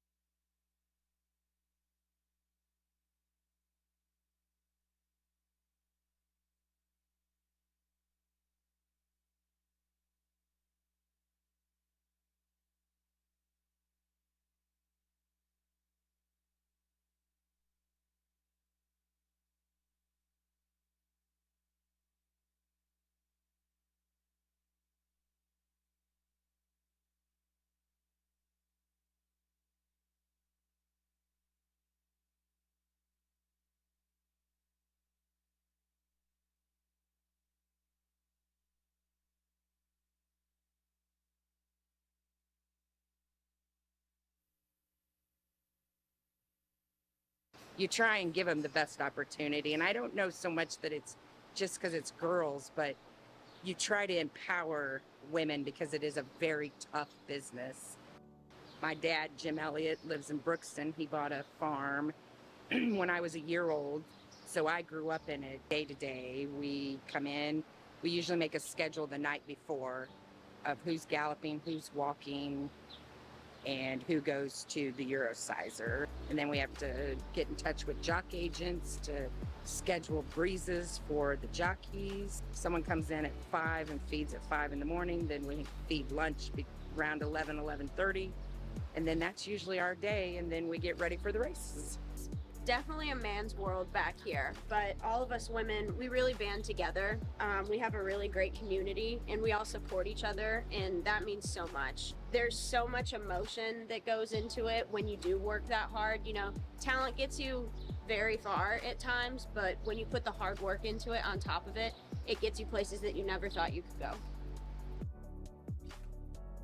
You definitely have to work a little harder, but I think we also have an edge to us that not a lot of men have, and I like to take advantage of that as much as I can. Now I'm a jockey, living my dream. It's a man's sport, for sure. Like, I think women, some people look at them, and I think I'm a little more affectionate with my horses, more hands-on. You know, it's an industry where all your top trainers are men, so I think people look to that. I started underneath my grandpa, Calvin Prescott. Prior to that, I've always had horses in my life. I barrel raced. Went to college at Ball State, and then I got back into horses with my grandpa, and I think my own trainer's license was probably somewhere around 2003, maybe, something like that. Started out with just a few. Eventually, I started breeding my own horses, and now I'm up to, I don't even know, 40-something, so a lot. Hola, mi nombre es Chenevely. Soy Jaguaker, trabajo con Michelle Elliott, tengo aproximadamente 2 años de estar trabajando acá, soy del país de Guatemala. There's a lot more women in this business now than when I first started 35 years ago. Being a woman, other women feel threatened by you sometimes, so it's always a good idea to go chat with the ladies first. They're your biggest asset and your biggest allies. Women will stick together if you give them a shot.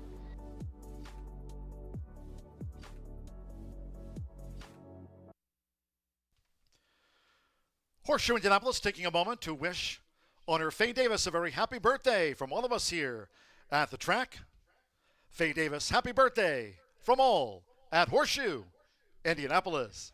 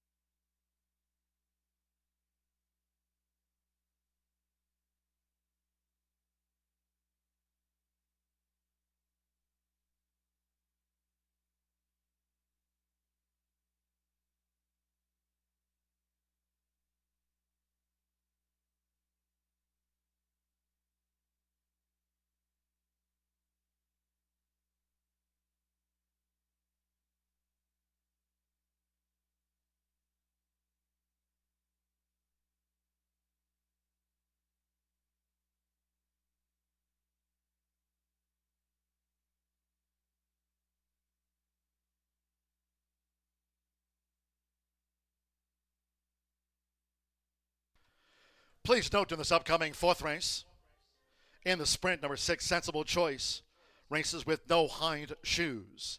In the sprint, there's that note. Number 6, Sensible Choice, races with no hind shoes.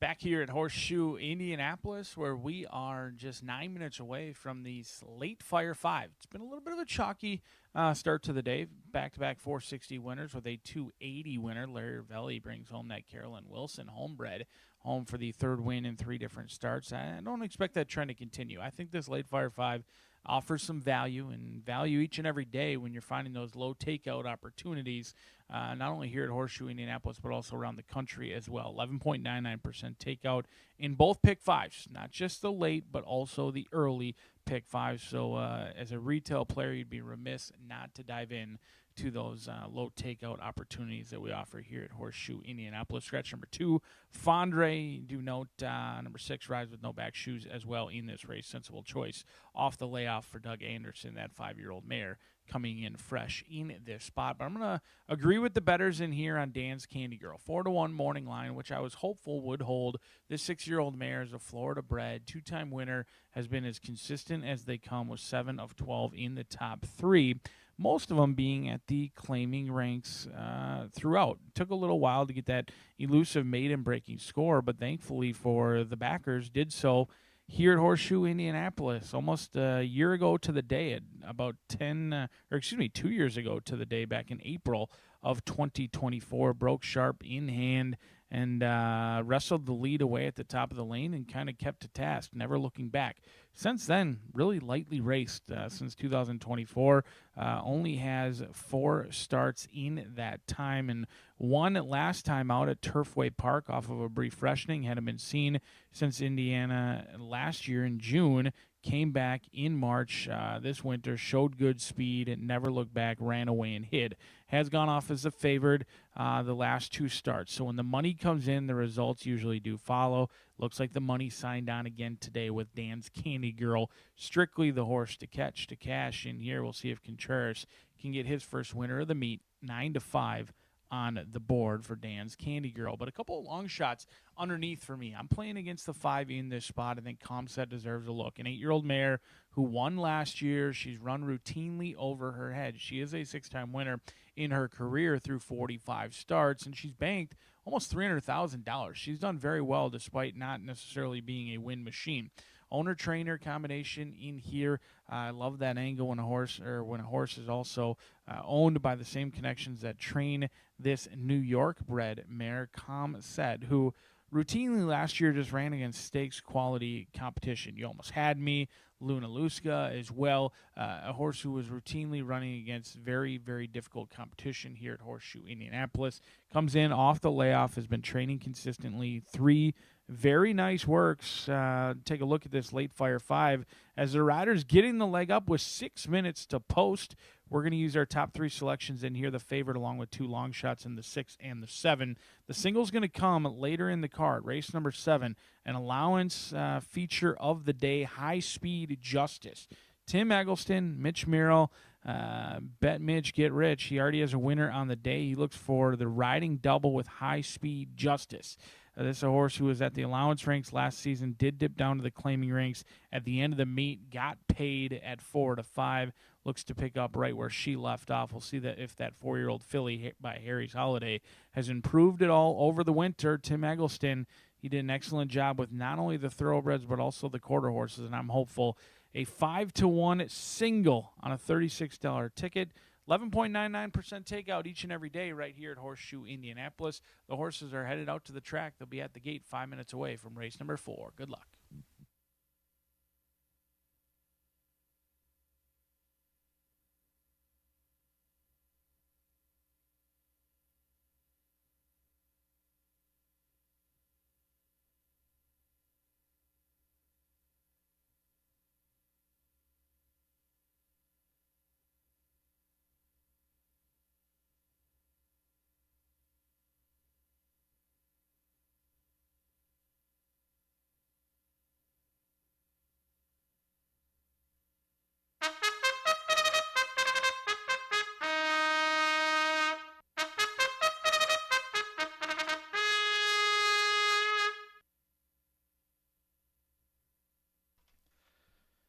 The horses call postward for the 4th race.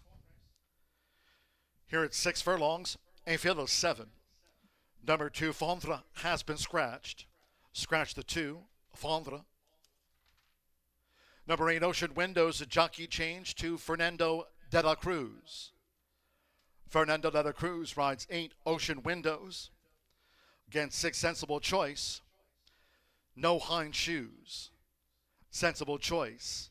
Racing with no hind shoes here in the sprint. Exacta, trifecta, superfecta. Double pick 3. Start to the 50-cent late fire 5. Fast track. All main track card. Fast 3 minutes.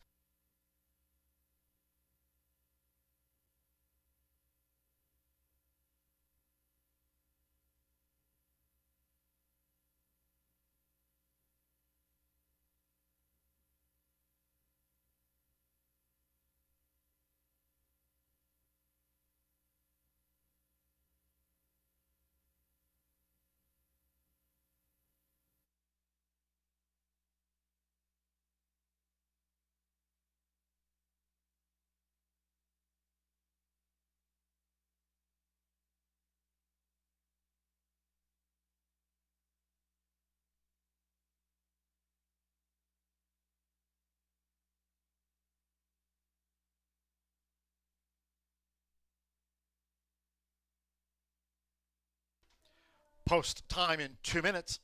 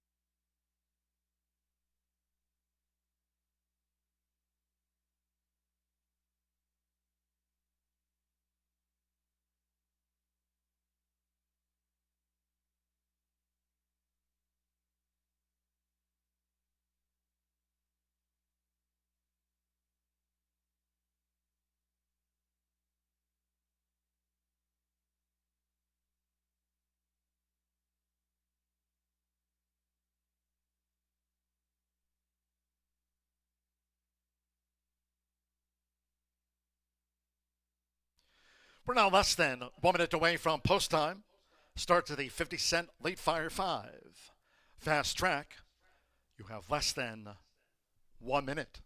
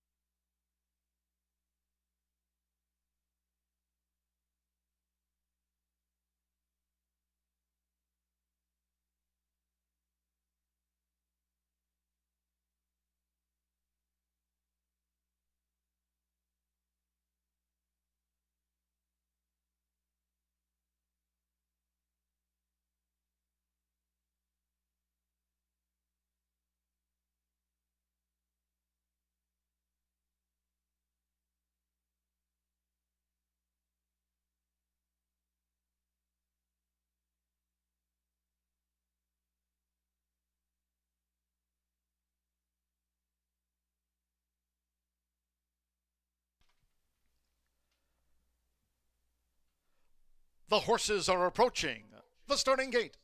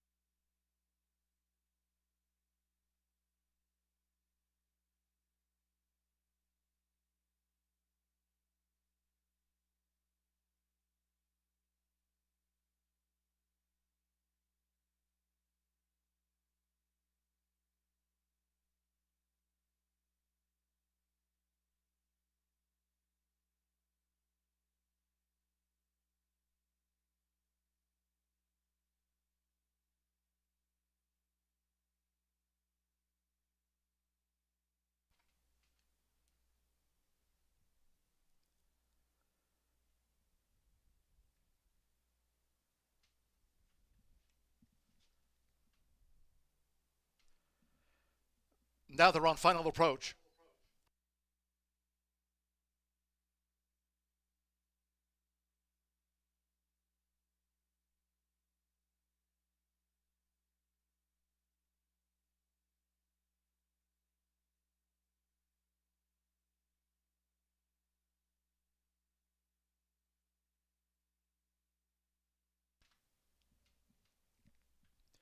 The horses have reached the starting gate. It is now post time.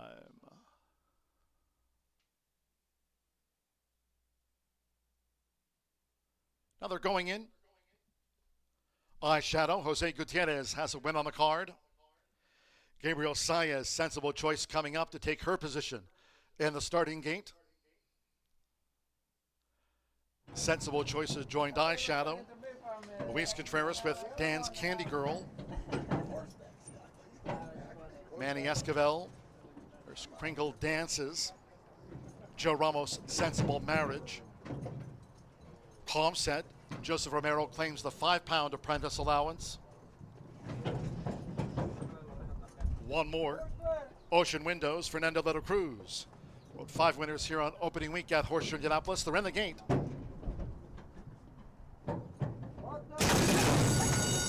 And they're off. Calm Set was fast away. Quickly headed by Eyeshadow, who's gaining toward the inside now for Jose Gutierrez. And Eyeshadow is joined now by Ocean Windows. Right there, Sensible Marriage and Dance Candy Girl, part of an early scramble. After breaking sharp, Calm Set now running 5th as they go past the half-mile pole. Then comes Nurse Kringle Dances, while Sensible Choices drop back to last. They make their way into the far turn.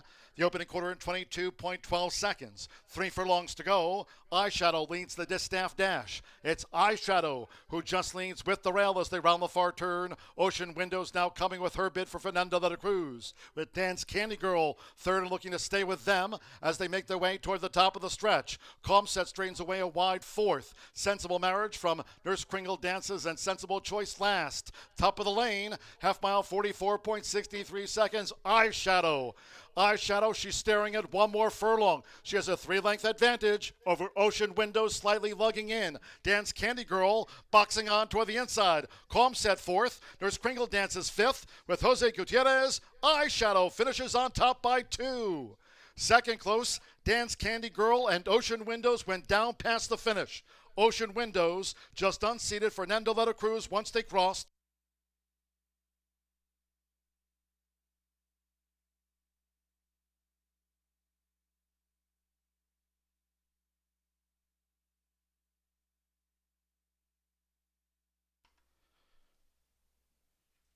One minute, 11.34 seconds after the Distaff sprint. 1:11.34. One Eyeshadow at 3-1 first. The judges will examine a place photo. Medical team here tending to Jockey Fernando de la Cruz, who was unseated from Ocean Windows once they passed the finish. Stand by for the second, third, and the fourth from the judges as the medics are with Fernando.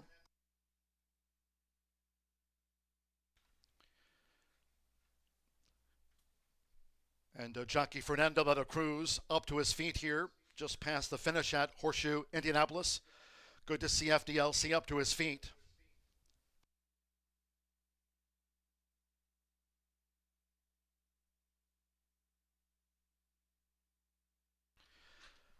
Fernando de la Cruz, 5 winners here in opening week, acknowledging the crowd.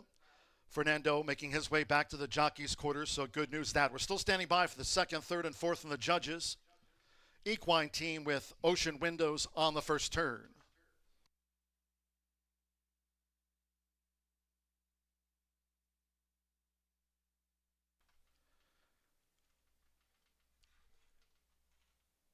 And that Golden Sense filly, number 8, Ocean Windows, now with the Outrider. They're leading that filly back to her connections here at Horseshoe Indianapolis. Ocean Windows with the Outrider, making her way back to the Kathy Jarvis stable.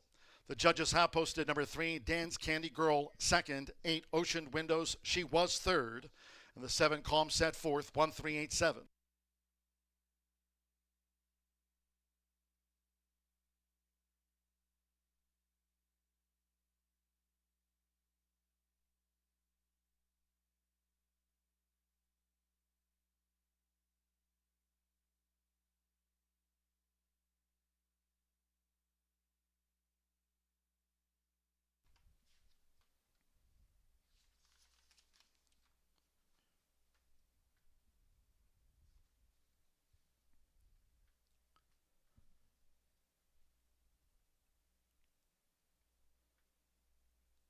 Returning to the winner's circle, the 1 Eyeshadow, a riding double for Jose Gutierrez. Eyeshadow in the Murphy Trailer Sales winner's circle. She's a 5-year-old. Dark Bay or Brown Mare by Storm's Eye. Out of Perfect List by Peaks and Valleys for John Herron's Herron Thoroughbreds LLC. Horseshoe Indianapolis congratulates the winning connections of Eyeshadow. A 3-1 winner of the Distaff Dash. 1-3-8-7.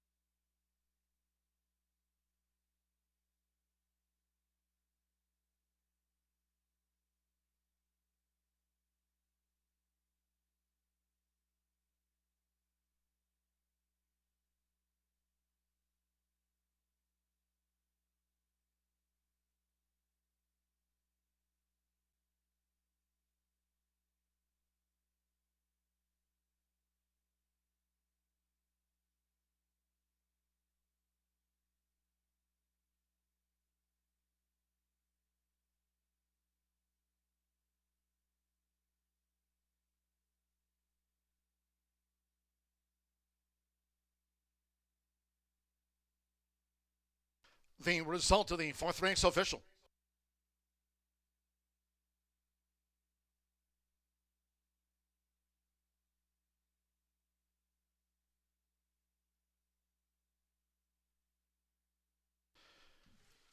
Results in after race 4. The 1-3 exacta. Dance Candy Girl was second in a photo, paid $15.20. Ocean Windows third. The 50-cent trifecta, 138, $25.25. 2-1 double, returns an even $15. Eyeshadow capped off a pick 3 on the card. 50-cent pick 3, 2 with the 1, $9.70. Comset ran fourth. The 10-cent superfecta, 1387, paid $20.89. 111.34 after the running of race 4. Race 5 is 21 minutes away. In the maiden sprint, no scratches. Number 3, Supremist, will debut with Alberto Burgos. Alberto Burgos on 3, Supremist making her bow. Number 4, Denikos is a gelding. Number 6, Senor Valentine, racing as a first-time gelding. Exacta, trifecta, superfecta, double pick 3. Maiden Dash starts the $1 late pick 4 daily presented by Itoba. Post time, we'll be at 4:18.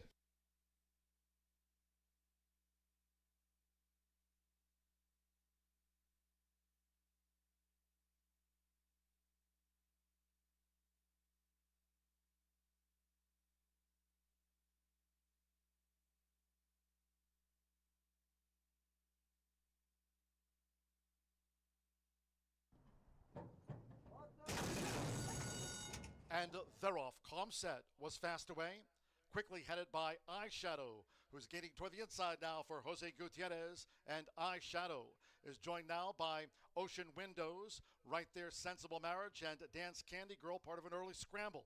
After breaking sharp, Comset now running 5th as they go past the half-mile pole. Then comes Nurse Kringle Dances, while Sensible Choices drop back to last. They make their way into the far turn.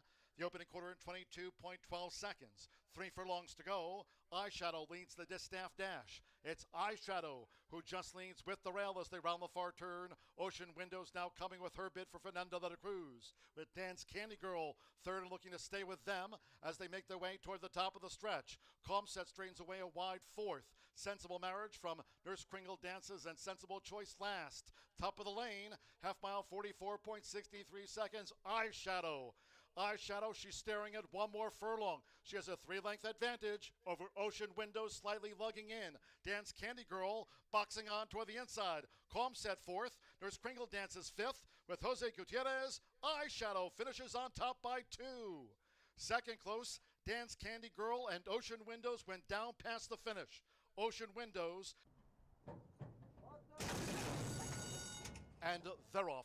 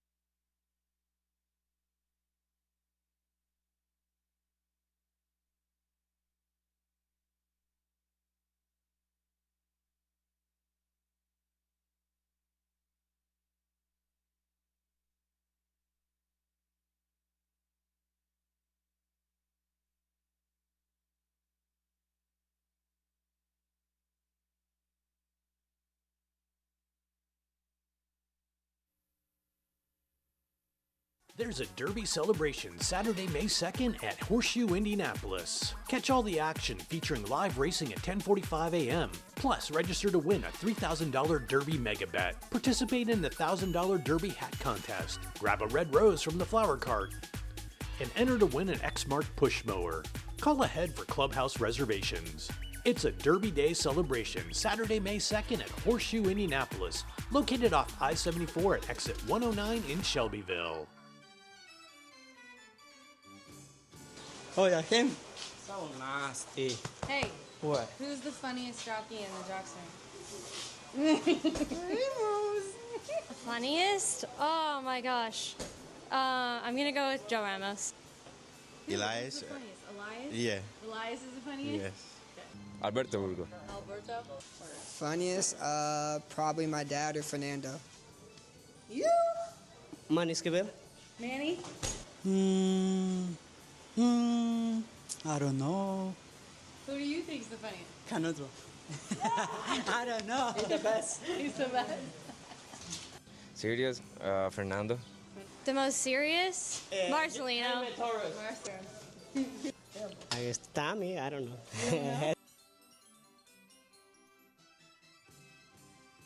Who's the dirtiest jockey in the jock string? Joseph. Whatever, mister, I have to take a shower before I can get my... What? You...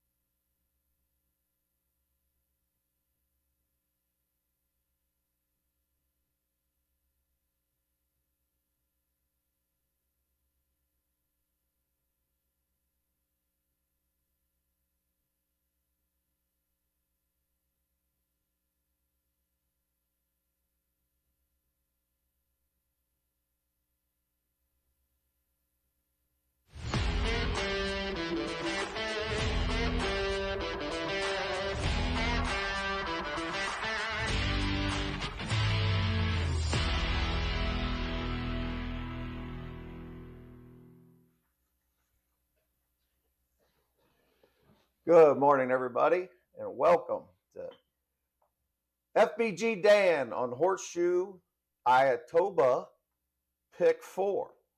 Itoba. the Indiana Thoroughbred and Breeding Association. So let's do this. We've got the 5th through 8th race at Horseshoe, and we're going to do a $1 pick 4. We're going to start with 3 horses to try to keep this under $100. That's the way we're doing this every week. We got 3 horses. We're going to start with Hot Days Ahead for Dallas Stewart. Why? Straight maiden coming in from the fairgrounds. Very easy. You get the shortstop riding, and the post isn't the best for what we like, but we get the shortstop, we get a good trainer in Dallas, and we get the class of the field. But we're not going to single. We're also going to take the first-time starter for Brittany Vandenberg, the 3, Supremacist, and also the 7, Burns for John Ennis. 1-start horse. We love our 1-start horses at FBG. So, quickly, we get to the second race. We're going to take 3 more, which is actually the 6th race, the second leg. 1, 2, and 3 we're going to use. American Wind, Turfway Park, on the rail going 5.5. We don't mind the rail as long as we're going 5.5. The 2, Reflex. A little bit of a price, dropping down. We get a good rider, good trainer. The class is there, mid-50s type speed numbers. We like that. And then Stay Frosty, another Turfway shipper. I almost singled this horse at 8-1, but then I saw the one for 17 and said, maybe we shouldn't. So 2-3-7 with 1-2-3. So we've got plenty of budget here in the 7th race, and boy, are we going to need it. These fillies just keep beating each other. They just keep beating each other. So we go to Randy Klopp, we go to Fernando de la Cruz on top with Turbo Lady, the 5, but we're going to use the 2, 4, 5, 7, and 9. We got to spread out. We're going to spread out like mad. So normally I like the single. I do, Rachel. I love the single. I have to have a single. But today we just can't. There's 2 horses in here that can win, and we're still under the budget. So smaller players, pick which one you want or take who I like better, and that's the 5, Mecklen's Lullaby, or McLean's Lullaby, however you want to pronounce that one. Esquivel, Cipriano Contreras, one of my favorite trainers around here. This would be the single if the horse wasn't 0 for 20. But that's the kind of race it is. This is a big drop in class, I think, for this one. But you also got the horse on the outside, Randy Matthews, Dela Cruz, 7-2, with some speed, turning back. So I'm going to take 5 and the 7. 5 and the 7. If you made me choose to cut this ticket to 45, I would take the 5. So there you have it. You could either do a $45 ticket, or you could cut one of the 3 out of the first 2 legs and get all the way down to 60 or 30. So we're trying to be here for everybody. The bigger players, you got the chart, you can always expand. So for Horseshoe Indiana, I am FBG Dan Cronin, and this was the $1 Itoba Pick 4. Thank you.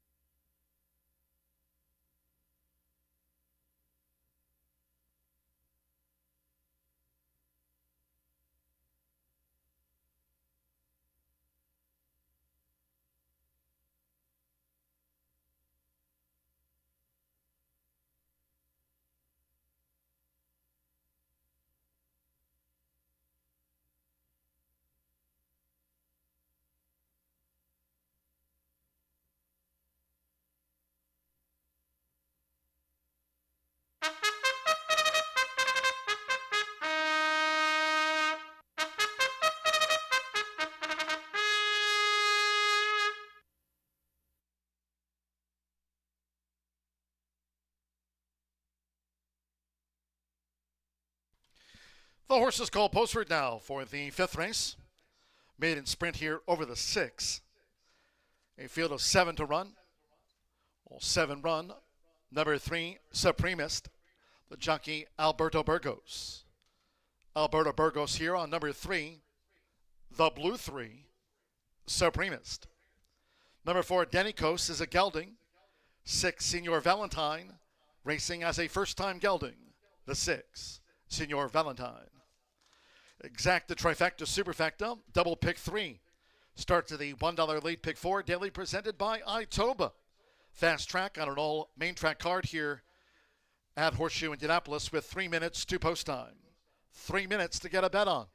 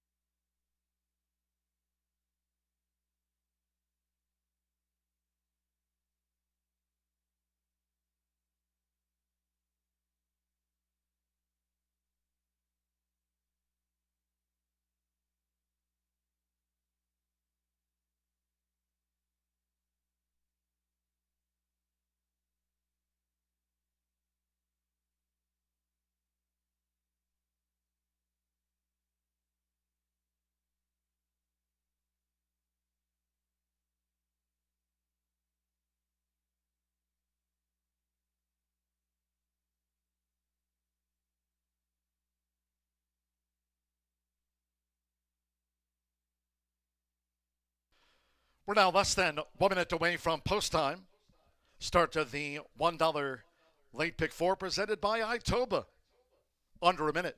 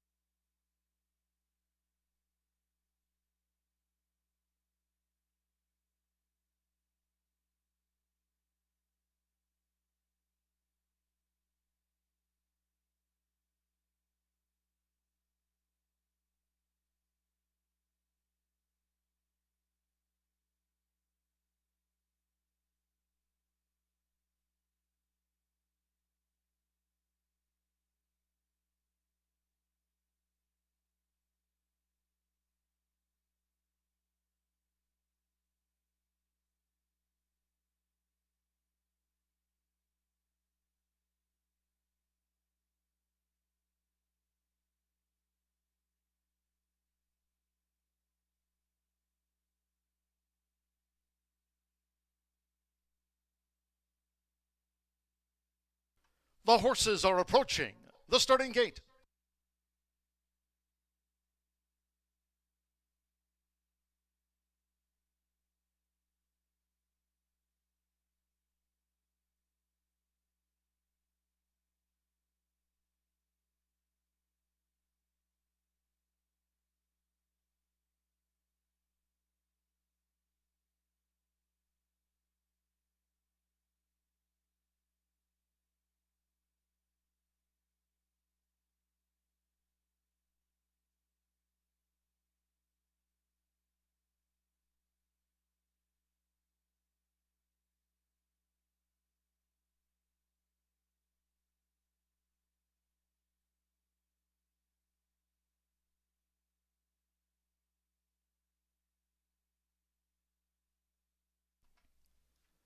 The horses have reached the starting gate.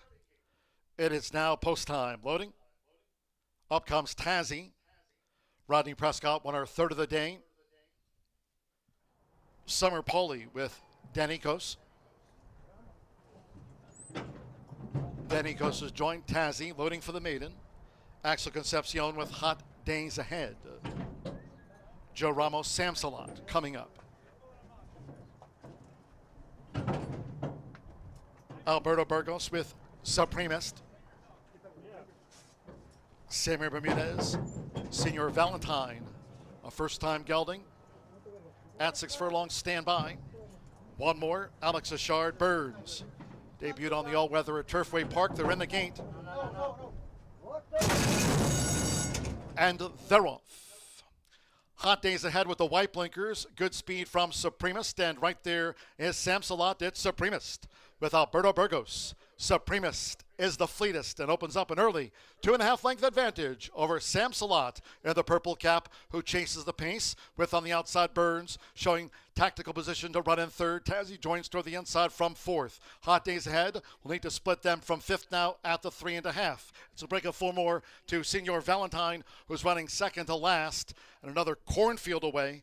Danikos trails the maiden sprint. The quarter was 21.57 seconds, inside 3 to go. Here's Samsalot with a bid now for Joe Ramos, and Samsalot has swept ahead as they come past the quarter pole from Supremist. Will need to rally on. Samsalot spins them in.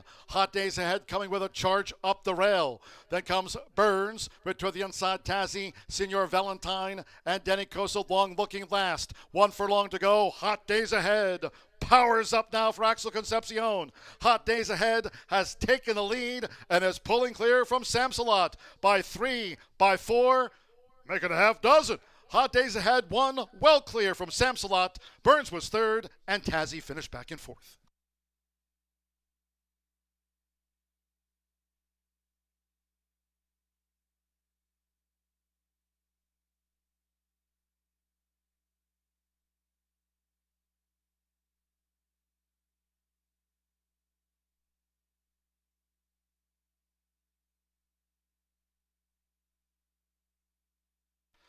Won 10.85 after the maiden sprint.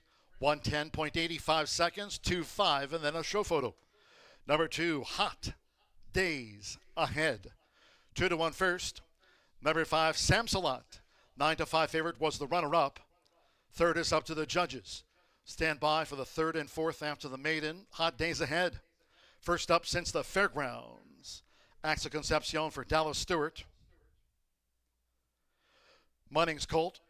Hot Days Ahead. Out to the maiden ranks at 2-1. Number 7, Burns at 7-2 was third. 9-2 on 1, Tazzy fourth. 2-5, 7-1. Hold all tickets until posted official.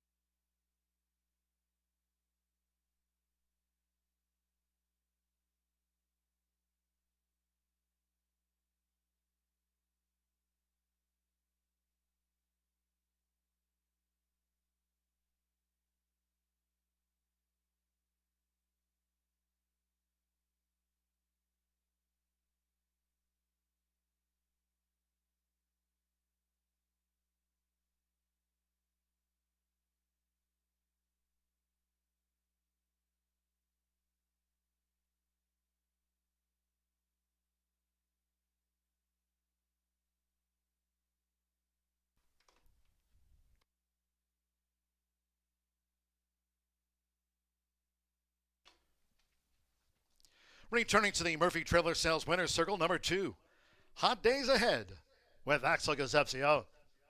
Hot Days Ahead is a 3-year-old chestnut colt by Munnings out of the Tappet mare, a Mangasset. Dallas Stewart trains for owner John Matthias Hall. Horseshoe Indianapolis congratulates the winning connections. Hot Days Ahead on Maiden No More.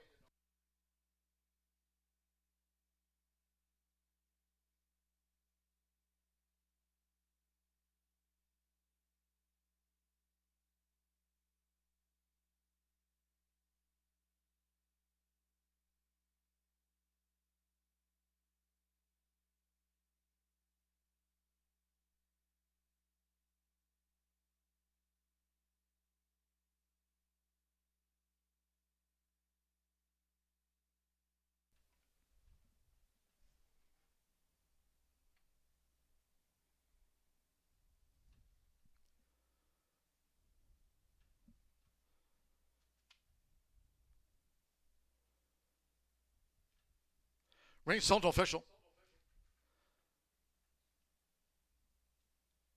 Result of race 5 confirmed by the judges. 2-5-7-1. Hot Days Ahead has beaten home Samsalot. Burns third. Tazzy fourth official. 2-5 Exacta returned $20 even.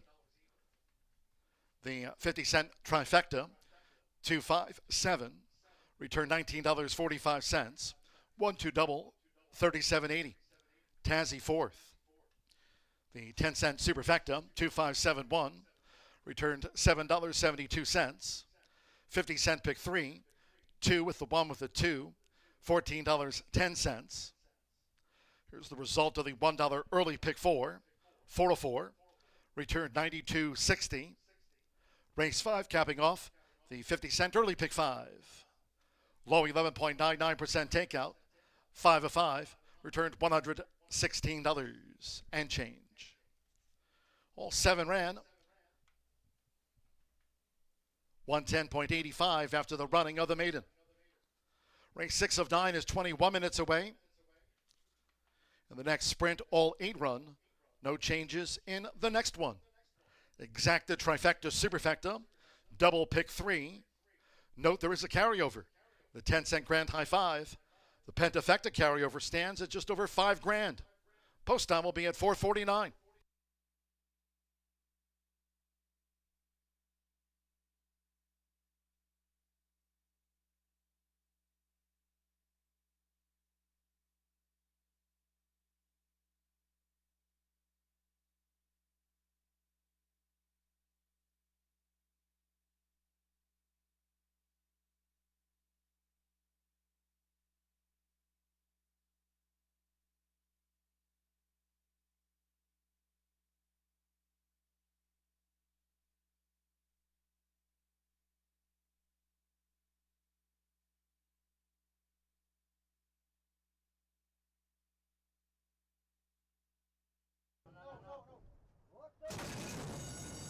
And they're off.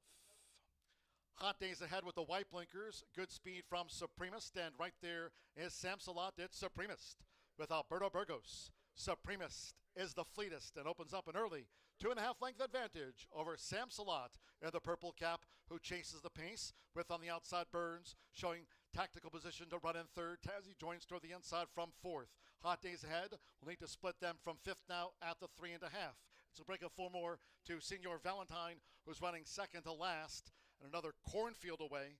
Denny Coast trails the maiden sprint. The quarter was 21.57 seconds, inside 3 to go. Here's Samsalot with a bid now for Joe Ramos, and Samsalot has swept ahead as they come past the quarter pole from Supremist. Will need to rally on. Samsalot spins them in.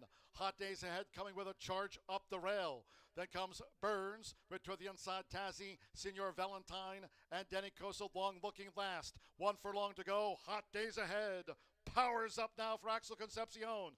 Hot Days Ahead has taken the lead and is pulling clear from Samsalot by 3, by 4, making a half dozen. Hot Days Ahead won well clear from Samsalot. Burns was third, and Tazzy finished back in fourth.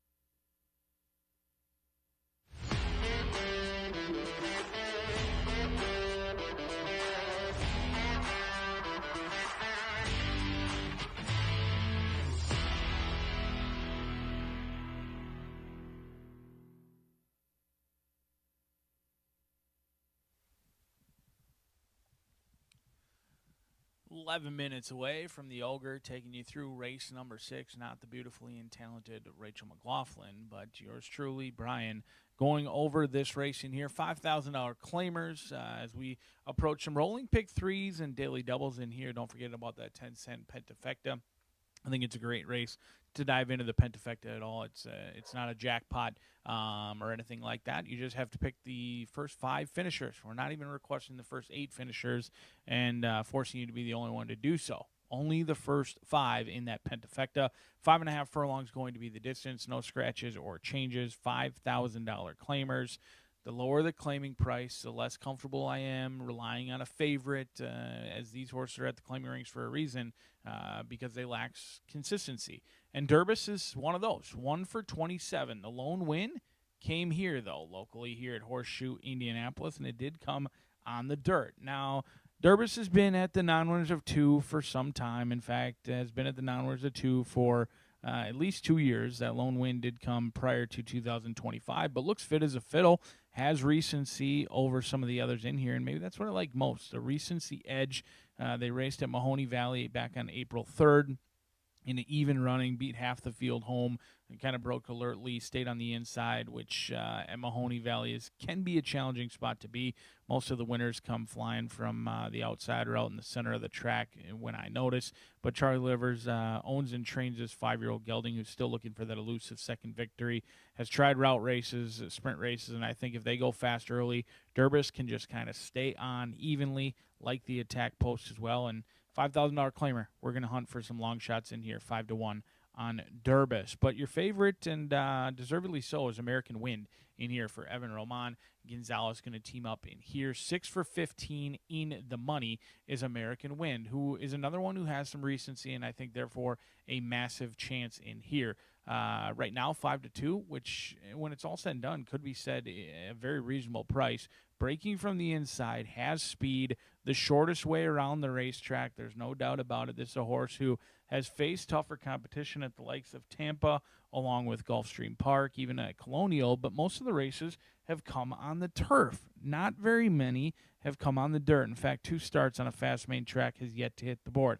That's the lone question mark. Now, this is a horse who does have back class, always shows speed, doesn't necessarily show the finish, and despite going down the claiming ladder, hasn't really had the results bump up. But this is the easiest field this one has faced. The dirt is the unknown, has speed, has the rail, has Roman, therefore in with a big chance, 5-2, as American Wind looks to make good on the inside draw with some early speed. But Reflex may have something to say about that. And I think this 5-year-old by slope has one way to go. The Indiana bred faces Open Company in here and gets Burgos aboard, already a winner on the day. He looks for another in here with John Herron, who won earlier today, I believe, with Gutierrez aboard. But it's been some time since Reflex has won.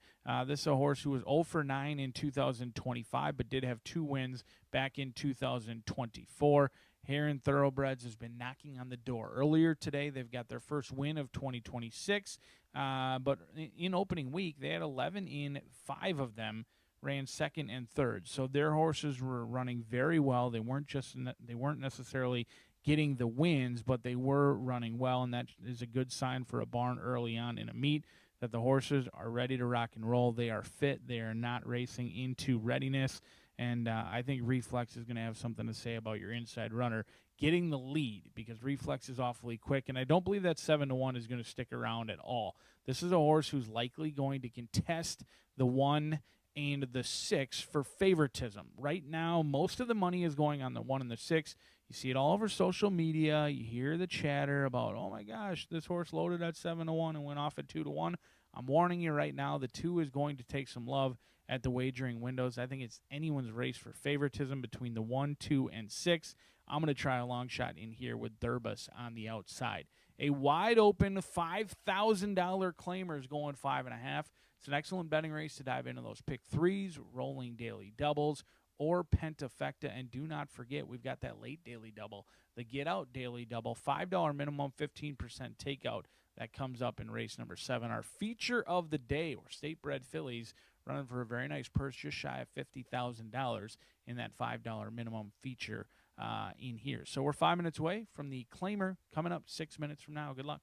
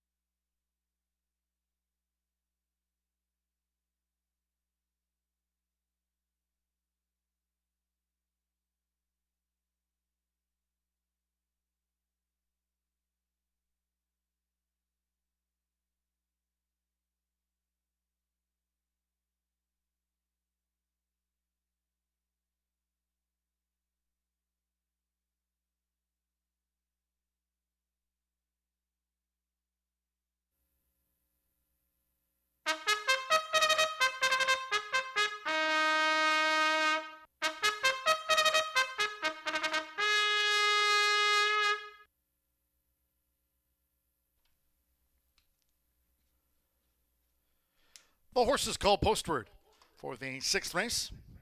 This sprint at 5.5 furlongs, a field of 8. No program changes in this one. All 8 run. Exacta, trifecta, superfecta. The 10-cent grand high 5. Pentafecta wagering featured. Pentafecta carryover over $5,000. Double pick 3. Operate with 3 minutes to post time. 3 minutes.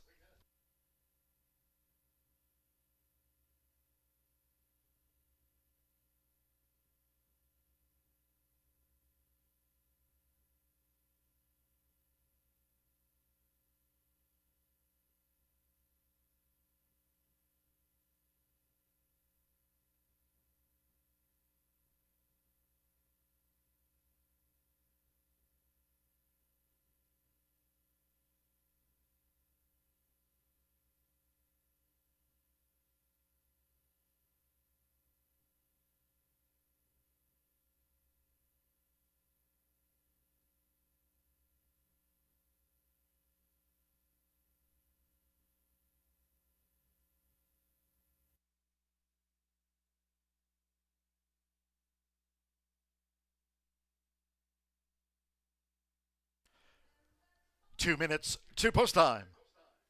2 minutes.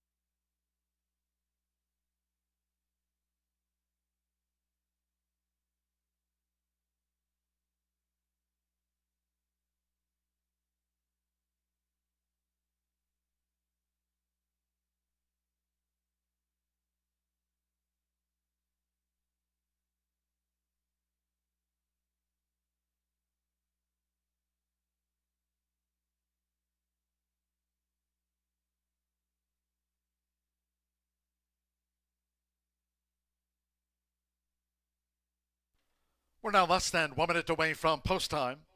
Under a minute.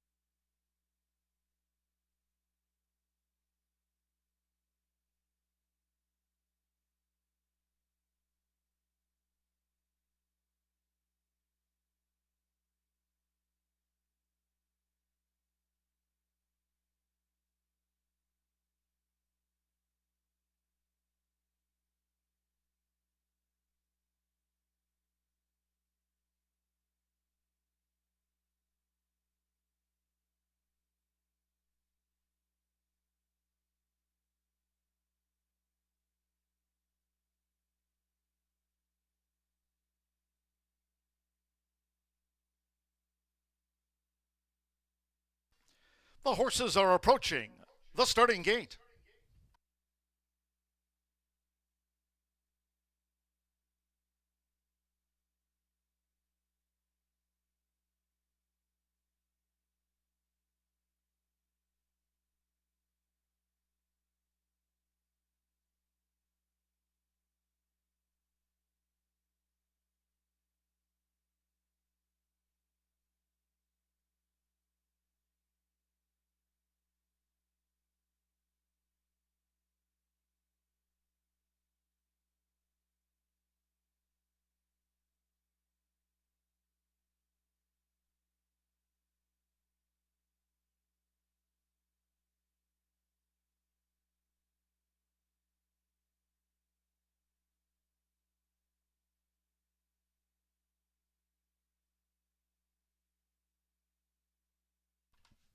The horses have reached the starting gate.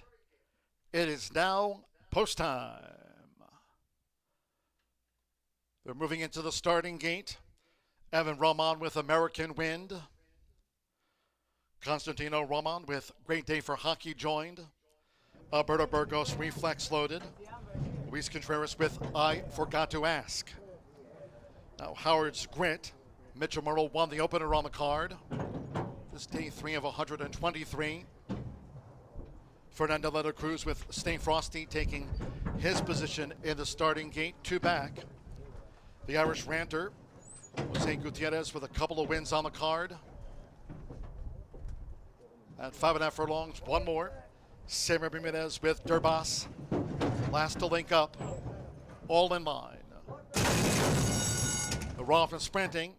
Howard's Grit broke fast. Right there's the Irish Ranter with an early move. They're joined to the inside by Stay Frosty. And I Forget to Ask, and a white cap is also prominent as they make this way past the half-mile pole. With Fernando de la Cruz, Stay Frosty drives through underneath of the Irish Ranter to take the lead now at the 3.5, with I Forgot to Ask running the 3-path in third. These are clear from American Wind in fourth. Great Day for Hockey, and the green is next in fifth. Then to the inside comes Reflex, who's next in sixth. Durbas is wide second to last. After breaking sharp enough, Howard's Grit now trails. 21.77 for the lead part past the quarter pole. They turn for home. The Irish Ranter tackled by I Forget to Ask. Stay Frosty showed speed but has dropped back significantly. American Wind coming with a charge with 1 furlong to go. I Forgot to Ask emerged in front of on the outside American Wind. Stay Frosty is running on toward the inside, but well inside the final half furlong with Luis Contreras. I Forgot to Ask. I Forgot to Ask, 1 by 4 from American Wind. In a photo with Stay Frosty close. Reflex, Durbas were the next two home.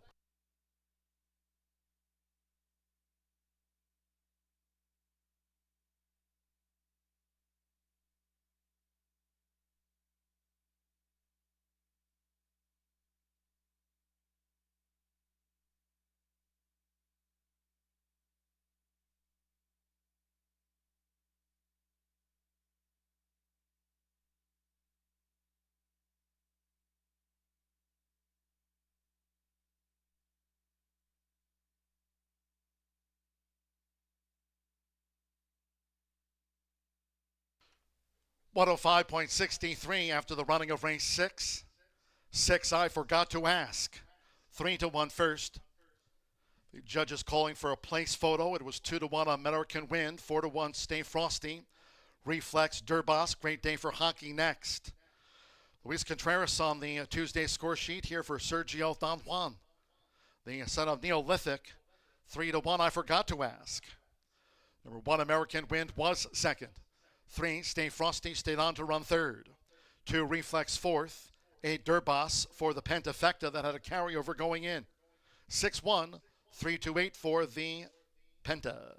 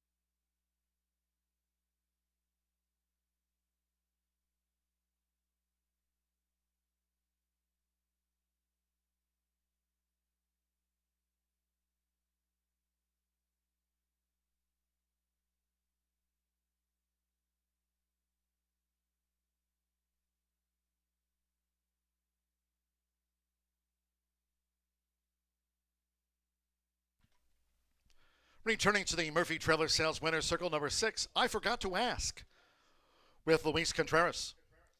I Forgot to Ask is a 3-year-old. Dark Bay or Brown Gelding by Neolithic, and a Go Payton by United States.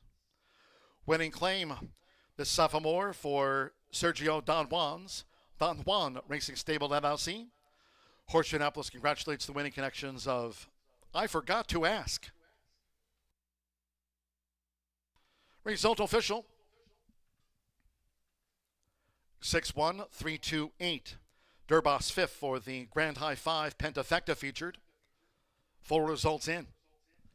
6-1 exacta, $26.60. That 10-cent Pentafecta. Durbos 5th. 61328. The 10-cent Grand High 5 paid out $40.86. 50-cent Trifecta. 613, $27.05. 2-6 double, $34.60. 10-cent Superfecta, $13.89. Reflex 4th. 50-cent pick 3 capped off by I Forgot to Ask. 126 pick 3 returned $36.95. All they ran 105.63 seconds. Race 7 of 9, 21 minutes away. Phillies Mare Sprint. No changes, 9 run. Exacta Trifecta Superfecta. Once again at 10-cent Grand High 5. Pentafecta featured on the sprint. Double. Pick 3. New in 2026. Featured on the sprint. The $5 last call daily double. Post time 5:20.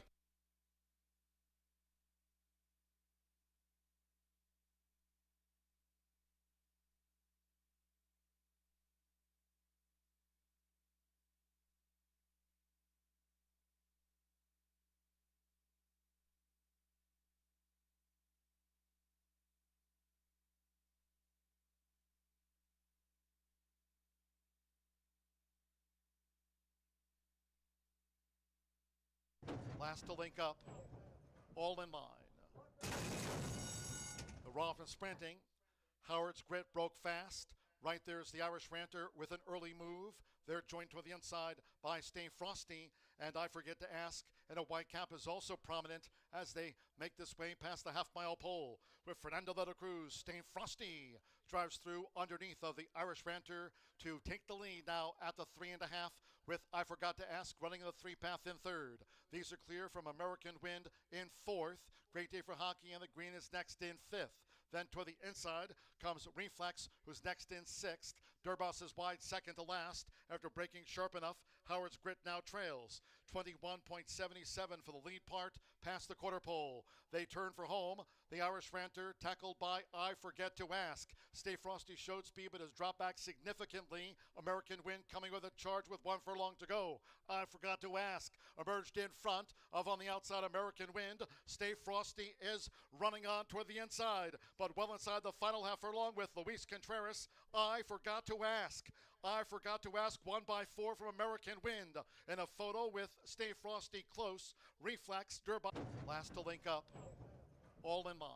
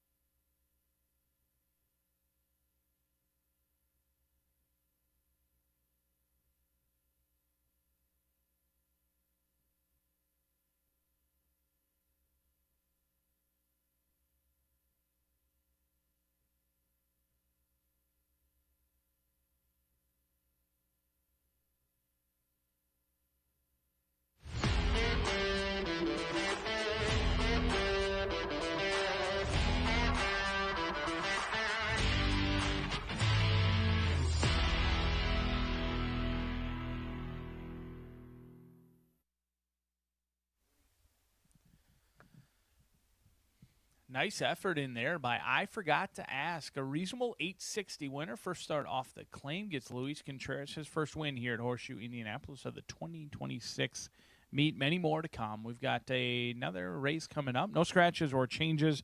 $5 minimum. It's all the rave around the country. You're seeing a lot of $3 pick threes, $5 minimum, late daily doubles, and we've offered that as well. $5 late double. I expect that pool potentially get upwards of 50 grand in here would be my guess. We've got an open betting race. At least I thought so, but right now the bettors have seemingly sniffed out the winner early.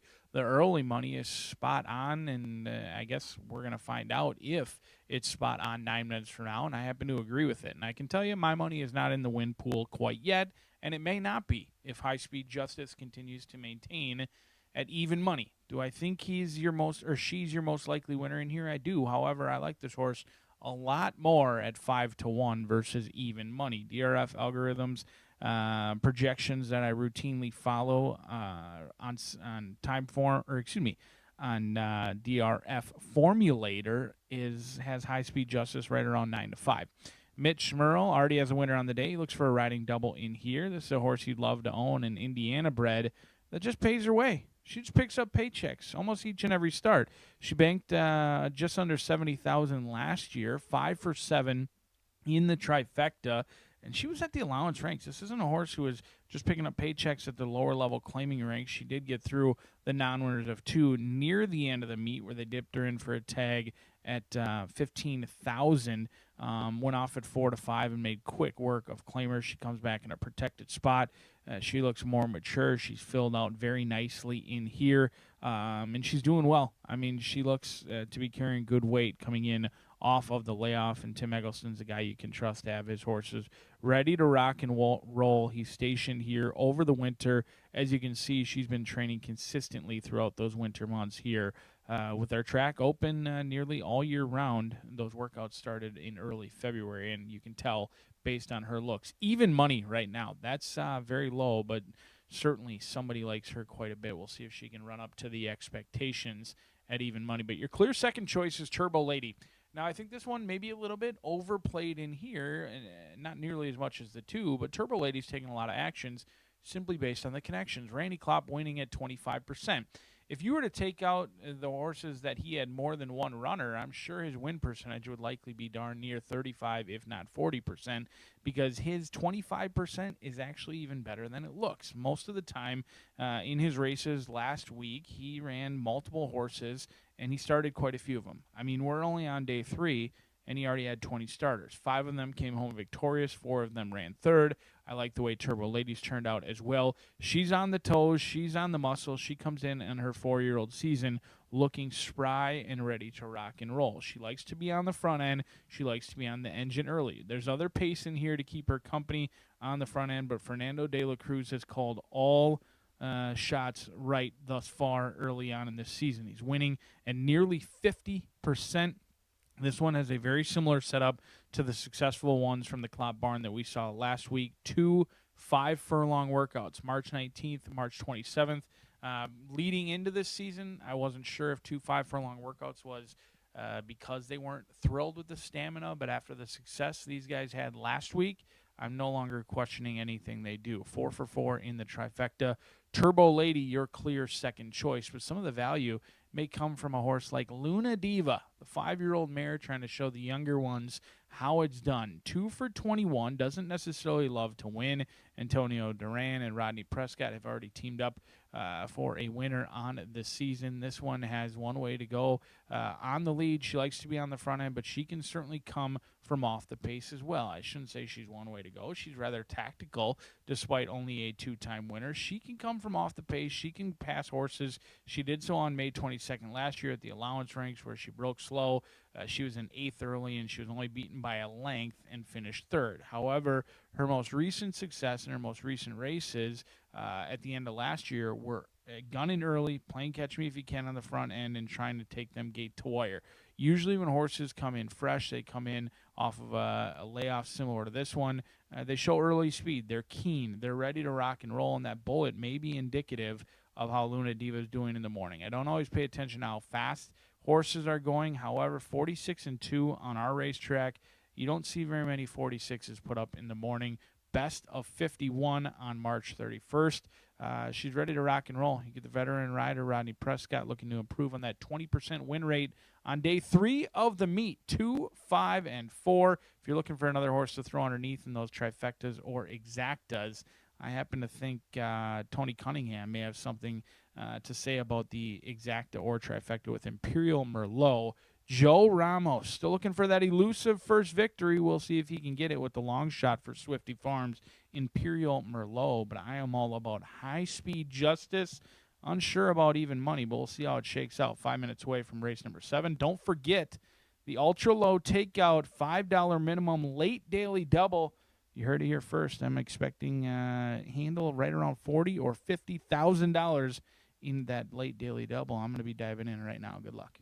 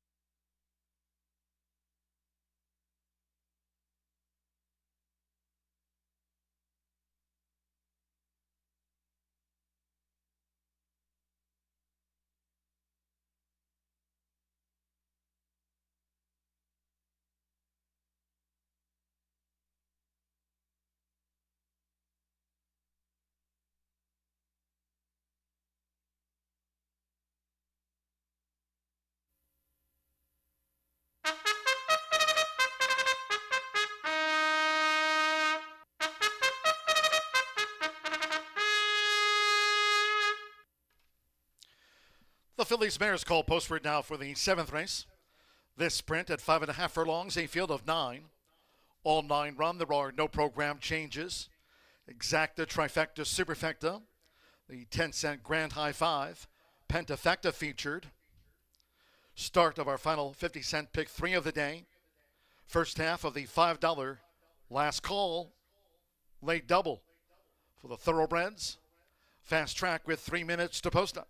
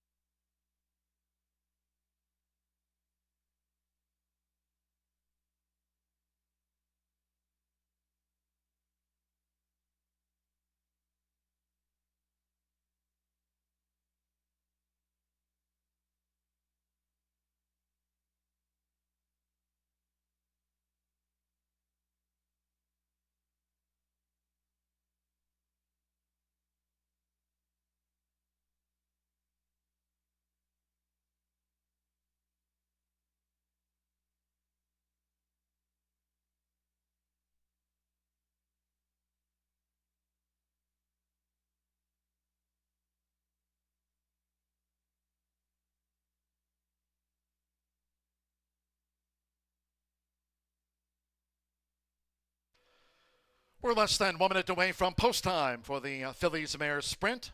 9-run. Less than a minute.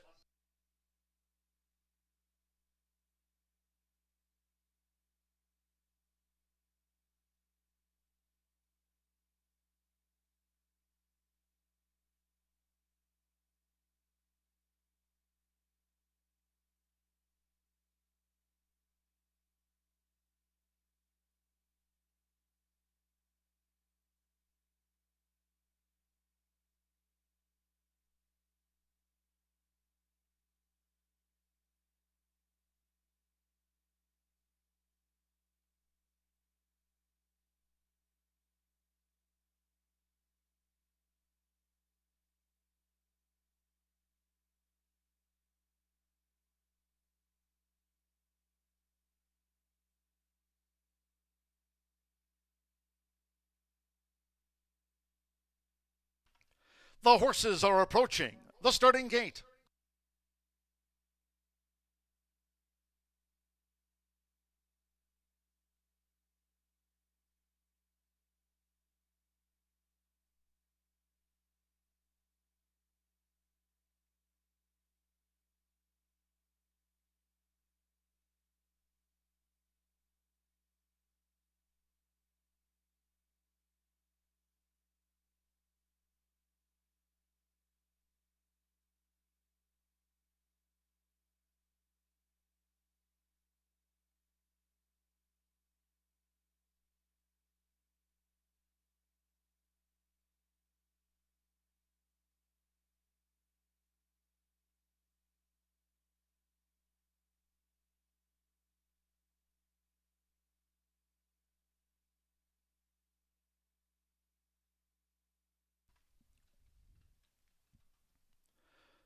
The horses have reached the starting gate. It is now post time. They're going in. Marcelino Pedrosa Jr., Badalmate, the first of the 9 to take her position. Fernando Little Cruz with Turbo Lady loading up. Jose Gutierrez, Peter's Dream. High Speed Justice, Mitchell Murrow with the win on the card. Midnight Caper will be a double for Luis Contreras.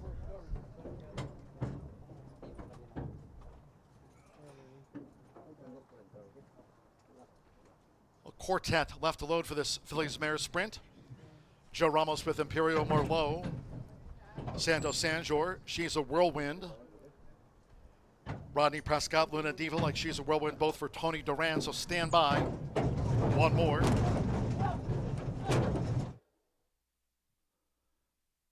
That was She's a Whirlwind. Fractious within the starting gate as Santos Sanjor backs away. So we had 1 left to load, Liz's Legacy, before the action.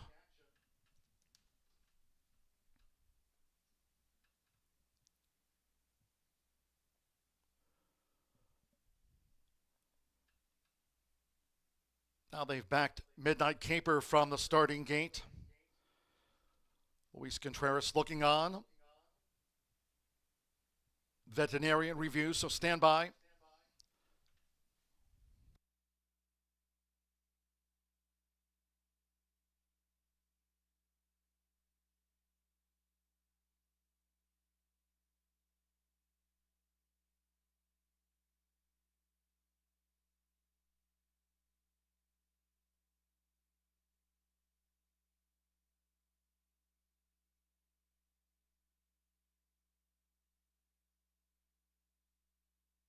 Late scratch, it's on 8, She's a Whirlwind. After a veterinarian review at the sprint start, number 8, She's a Whirlwind, now ordered scratch by the Horseshoe Indianapolis stewards upon veterinarian recommendation. All wagers on 8, She's a Whirlwind, refunds. There will be a 6 and 8 consolation double. 6-8, that'll be a consolation double.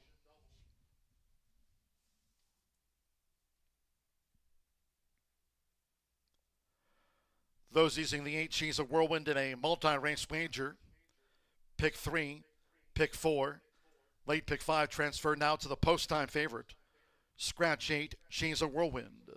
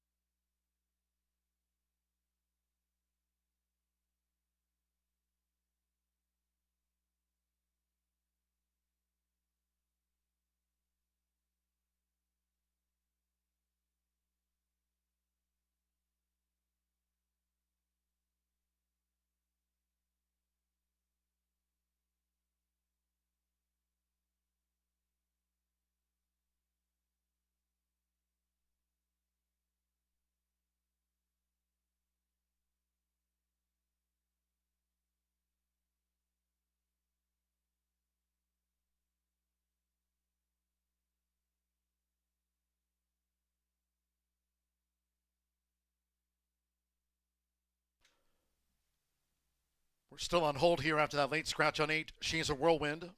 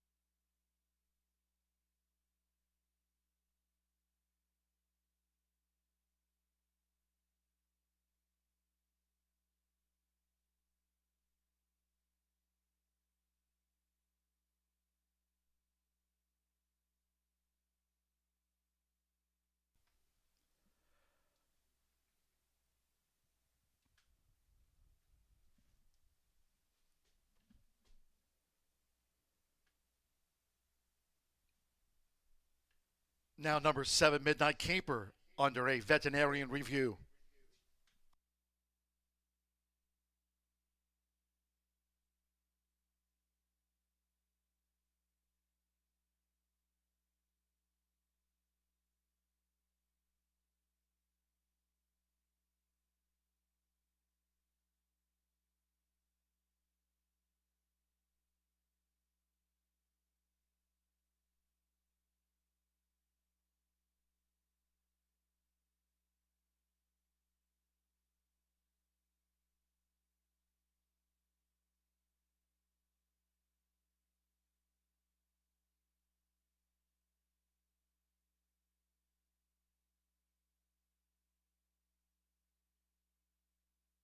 So confirming that additional late scratch on 7, Midnight Caper now. Out to the Phillies Mare Sprint. Another late scratch. It's on 7, Midnight Caper. An additional consolation double of 6-7. 6-7, another consolation double. 6-7 and 6-8 are the consolation doubles. As with 8, She's a Whirlwind. Multi-race wagers on 7, Midnight Caper transferred to the post-time favorite. Still on hold.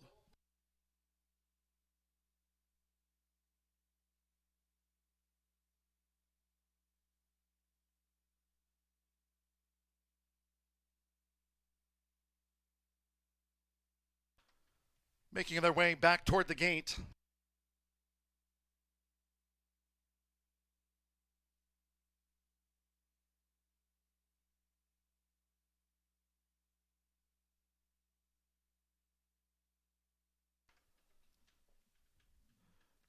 So back at the starting gate and loading again.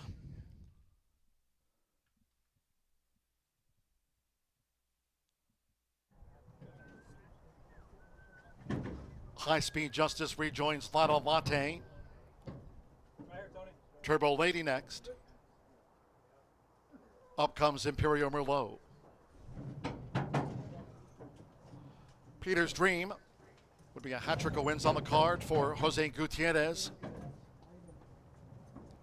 2 back. Once again, Rodney Prescott with Luna Diva to take her position. 1 more, Andres Aloha, Liz's Legacy.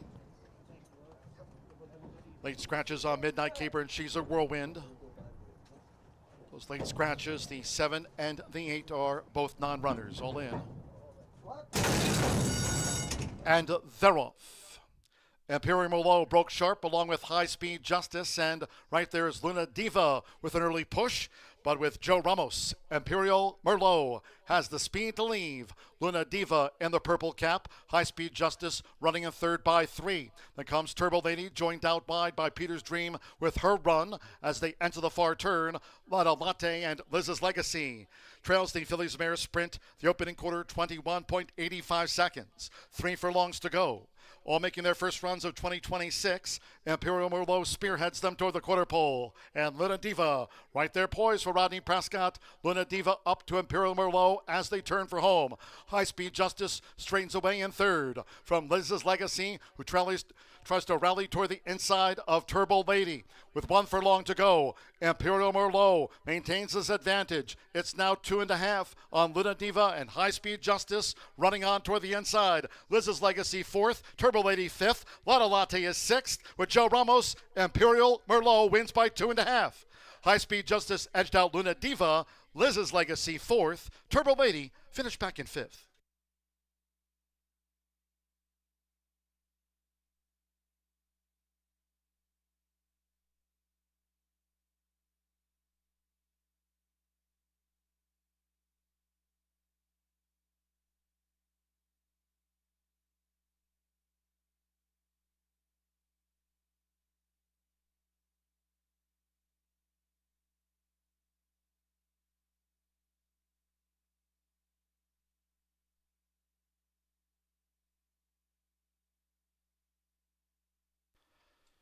Just a tick over 105 after the Phillies Mare Sprint. 105.01. 3 Imperial Merlot. 7-2 first. The judges will examine a place photo. It was 6-5 on High Speed Justice and 6-1 on the 4. Luna Diva. 6-1 on Liz's Legacy back in 4th. Turbo Lady. 2.5 from Lotta Latte. 3-2-4-9-5 for the Pentafecta. So it's Imperial Merlot, Joe Ramos on the meet score sheet. Here for Tony Cunningham, Swifty Farms. The Sombeye filly, first up in 2026. Imperial Merlot.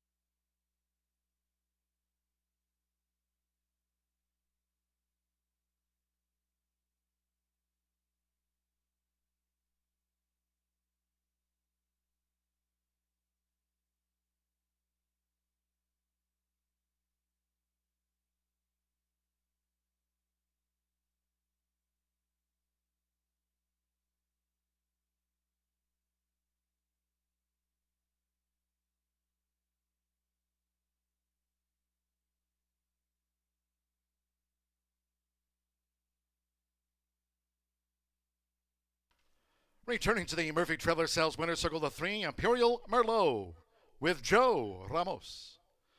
Result official, Imperial Merlot is a 3-year-old chestnut filly by Sombeye out of the Scat Daddy Mare Indelible Mark. Tony Cunningham trains for Swifty Farms Incorporated. The winner was bred here in Indiana by Swifty Farms.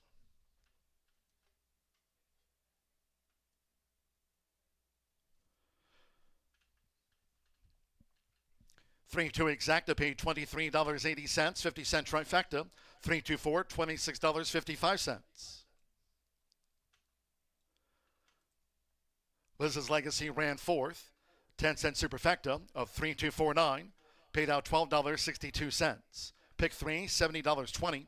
Here come the doubles. 6-3 natural double, $92.60. The consolation doubles. 6-7 paid $9.40. The other consolation double, 6 with the 8, $9.40. 10-cent pentafecta, paid $35.18. Turbo Lady ran 5th, 105.01. 7 ran. Race 8 of 9, 19 minutes away for a revised post time. Scratch 3, My Secret Dreams, and the 4, Classic Coast. Scratch the 3 and the number 4. Exacta trifecta superfecta and the 10-cent superfecta. Post time will now be 5:56.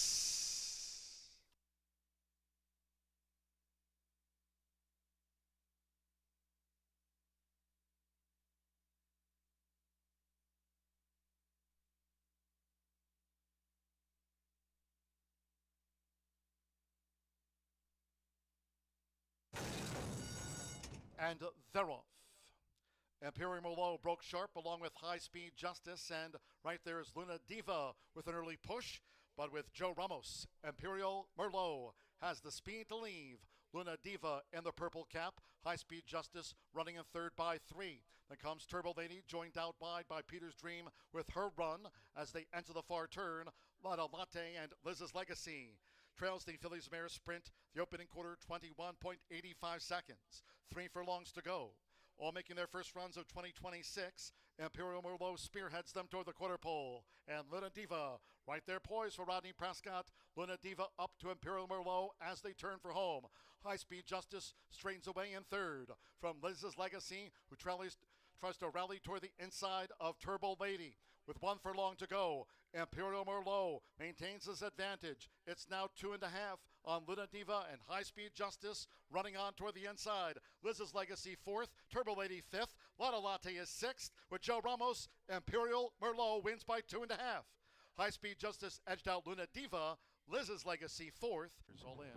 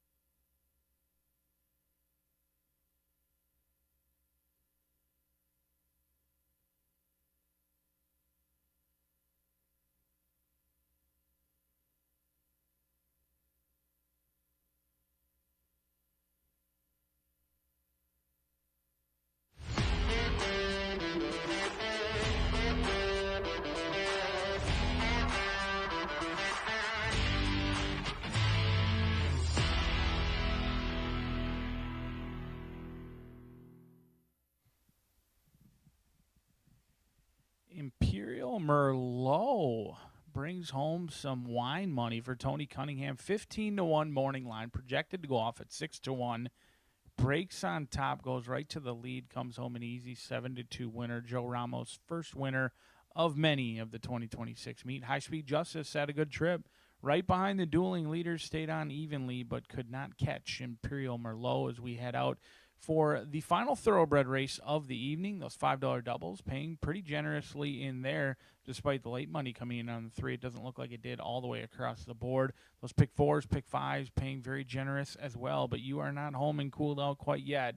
Despite the scratches of number 3, My Secret Dreams, along with Classic Host, this is still a challenging event. 8 were entered, 6 will go, and we're going to go 6 furlongs in here. Do note another rolling daily double, or excuse me, not a double in this spot. Exactas, trifectas, and superfectas in here, as we've got the final 2 races of the day on a Tuesday here at Horseshoe Indy with those scratches. Let's take a look at this field.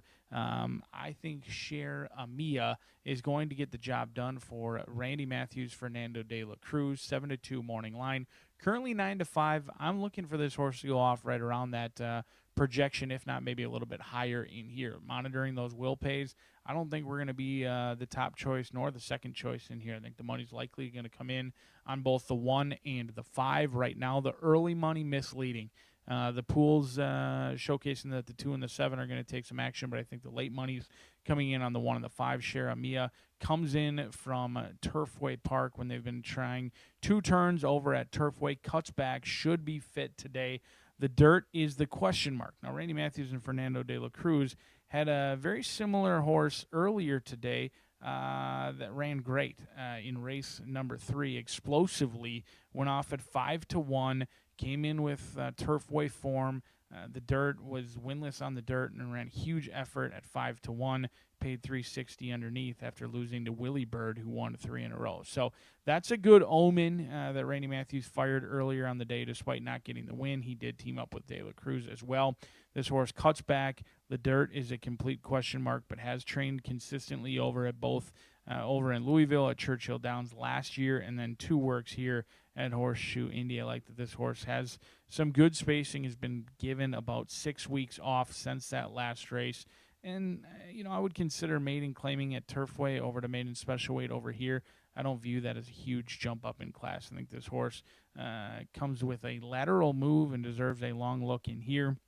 And if you're fearful of 8-5, I think this horse is likely to go off as your third choice right around that 5-2, 3-1 marker in here.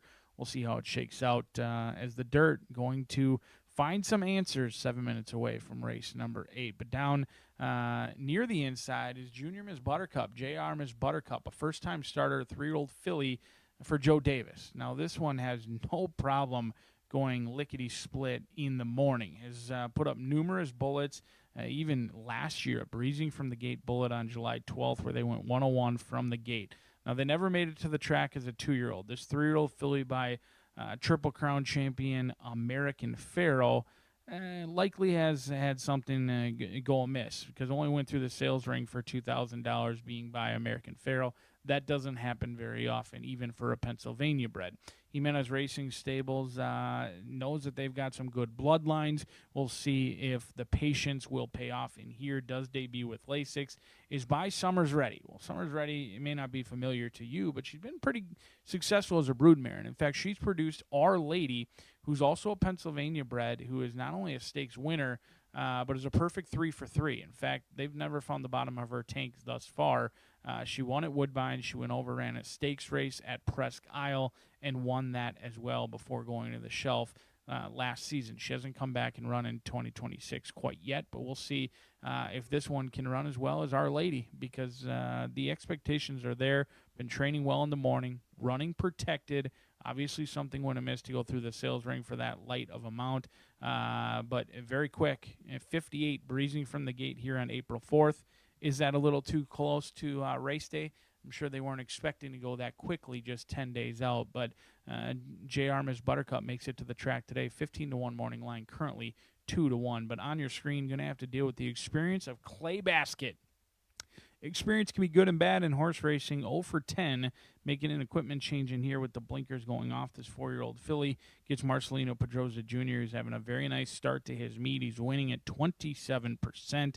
And he has announced himself as going to be a contender for that leading rider when it's all said and done. He certainly would have been there at the wire last year if not for injuries, but he's having himself a very nice start to the meet. Santos Sanger previously aboard. Pedroza getting the leg up today. We'll see if it gets Clay Basket home a winner in start number 11.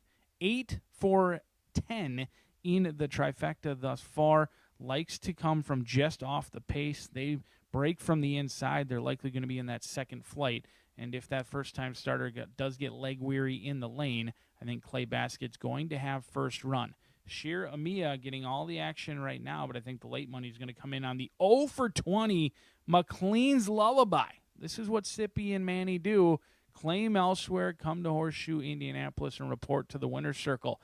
Can they do it again? This would be an amazing feat. Previously 0 for 20. Could they be 1 for 1 here at Horseshoe Indianapolis in 2026? We'll find out 4 minutes away from race number 8 at the shoe. Don't forget, live racing returns tomorrow. We'll see you all then.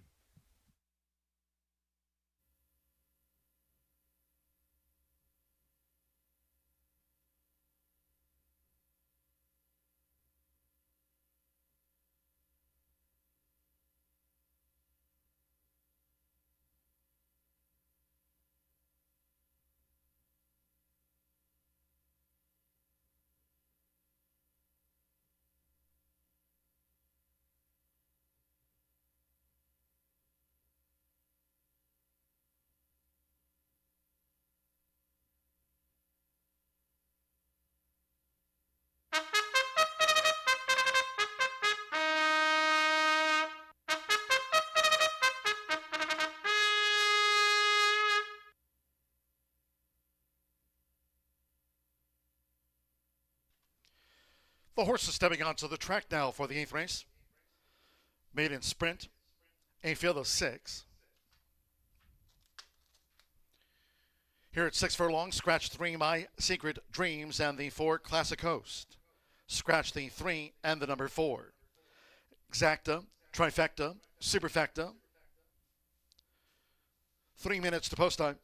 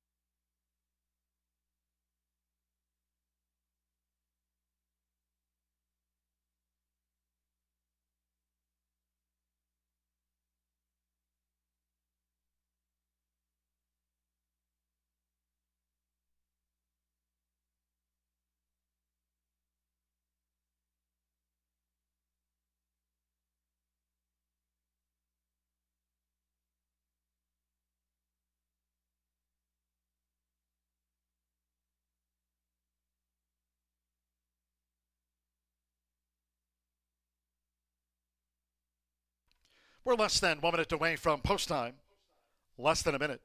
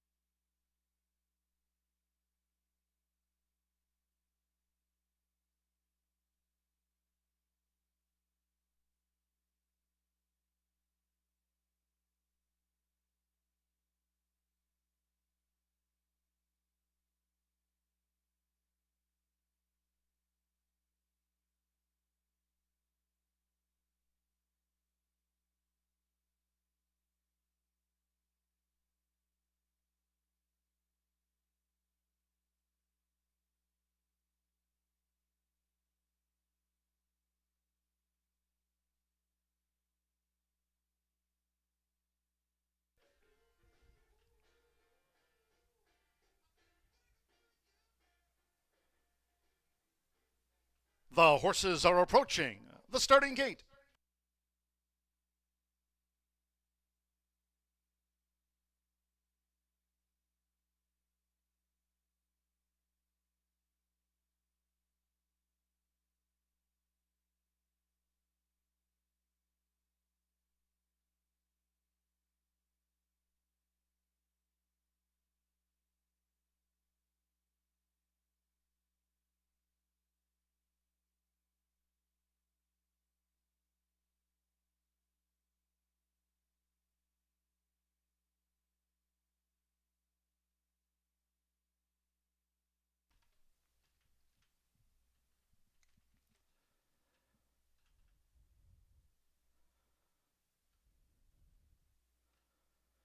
The horses have reached the starting gate.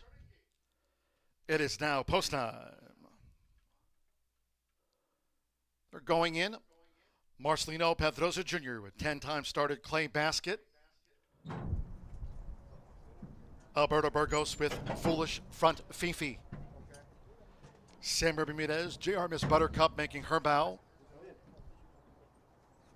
Fernando de la Cruz with Cheramia.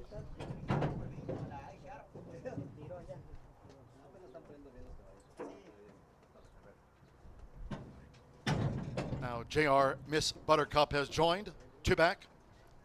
Manny Esquivel with McLean's Lullaby.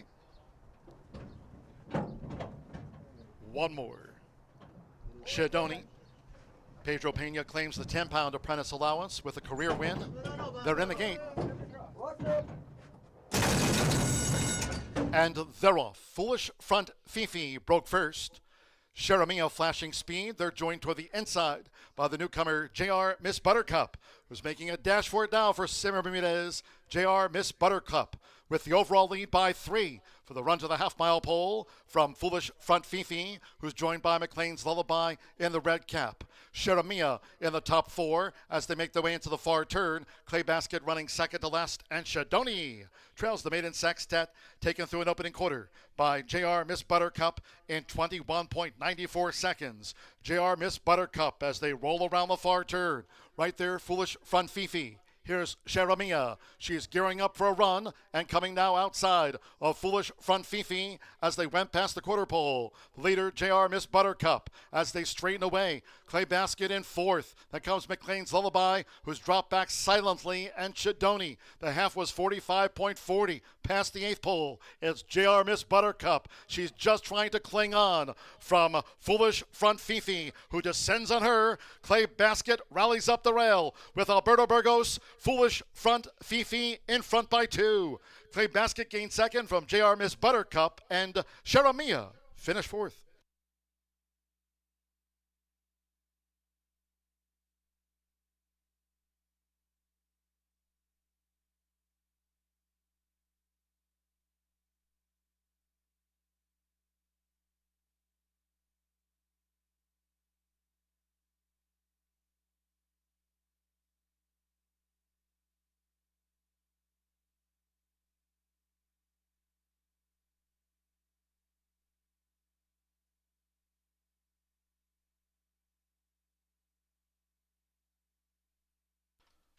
Won 10.79 after the maiden.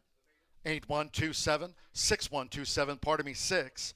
Foolish Front Fifi was first. 6-1-2-7, 1 Clay Basket, 2-1 second. Number 2, JR Miss Buttercup. 3-1 third, and 7 Cheramia. At 4-1 was 4th. Foolish Front Fifi. Alberto Burgos on the Cole front mare for Jack Hancock. It's Foolish Front Fifi off the mark in start 17.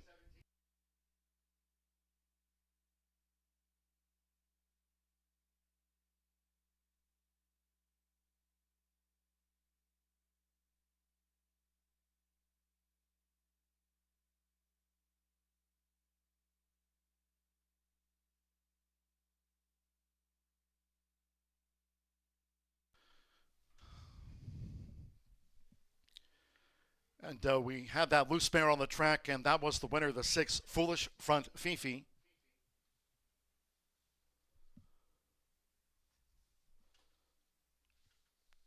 Jockey Alberto Burgos here in front of the stands in the gold with a black cap.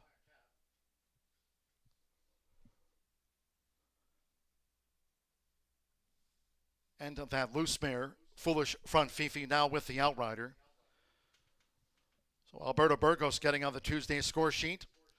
6-1-2-7, official after race 8.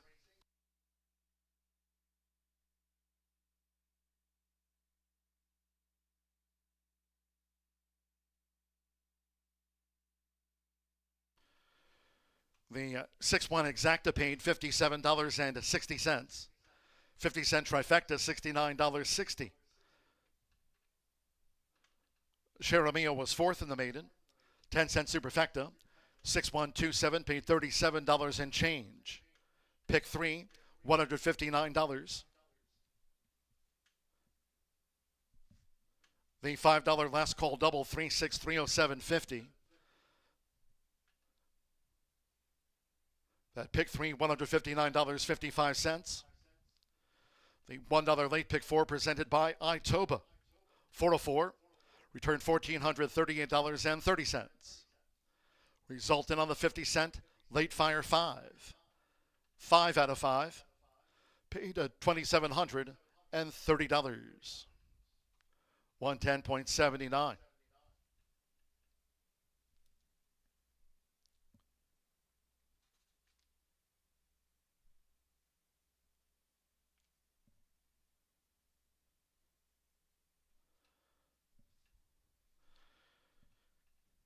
Looking ahead to the 9th, 15 minutes away from post time. Closing out the card with a quarter horse maiden over the 330 yards. Fast track. Scratch the also eligibles 11 Esprit Destinado and 12 One Sweet Cigar. Scratch the also eligibles 11 and 12. 1 AP Jesse's Cartel, the jockey Sergio Ramirez. On 1 AP Jesse's Cartel, Sergio Ramirez. Number 4, Perry Secret Gold plus 5 pounds. 10 HH Chasing CJ, 3 pounds over. Here in the Murphy Trailer Sales winner circle now is the 6, Foolish Front Fifi, the winning jockey Alberto Burgos. Foolish Front Fifi is a 5-year-old bay mare by Cole Front out of Foolish Patriot by Awesome Patriot.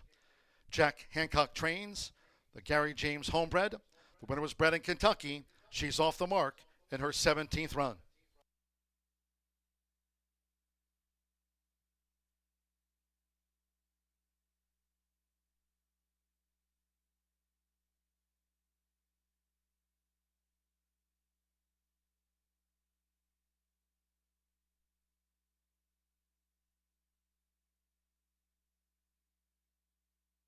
And they're off. Foolish Front Fifi broke first. Sharamia flashing speed. They're joined toward the inside by the newcomer JR Miss Buttercup, who's making a dash for it now for Simmer Bermudez. JR Miss Buttercup with the overall lead by 3 for the run to the half-mile pole from Foolish Front Fifi, who's joined by McLean's Lullaby in the red cap. Sharamia in the top 4 as they make their way into the far turn. Clay Basket running second to last, and Shadoni trails the maiden sextet, taken through an opening quarter by JR Miss Buttercup in 21.94 seconds. JR Miss Buttercup as they roll around the far turn. Right there, Foolish Front Fifi. Here's Sharamia. She's gearing up for a run and coming now outside of Foolish Front Fifi as they went past the quarter pole.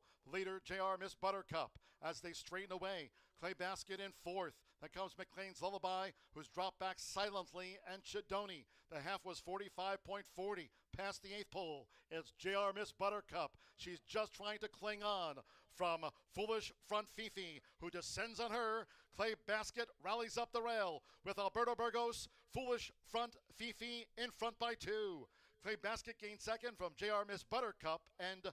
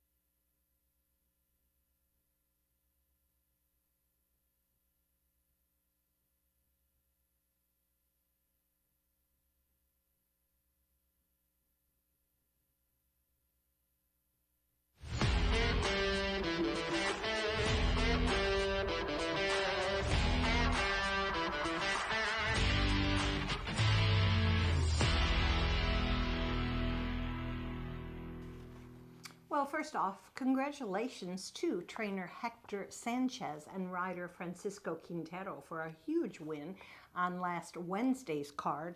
They combined with Send Me a Dynasty HG, $28 winner. For the Wednesday quarter horse card. And you know, this time of year, we don't have that sandy ridge at the Red Mile to kind of take a look and see who might be in form. So all these horses are coming off long layoffs since October or November. And it's going to be just kind of an interesting proposition to see which ones are ready and which ones may need their first race of the season.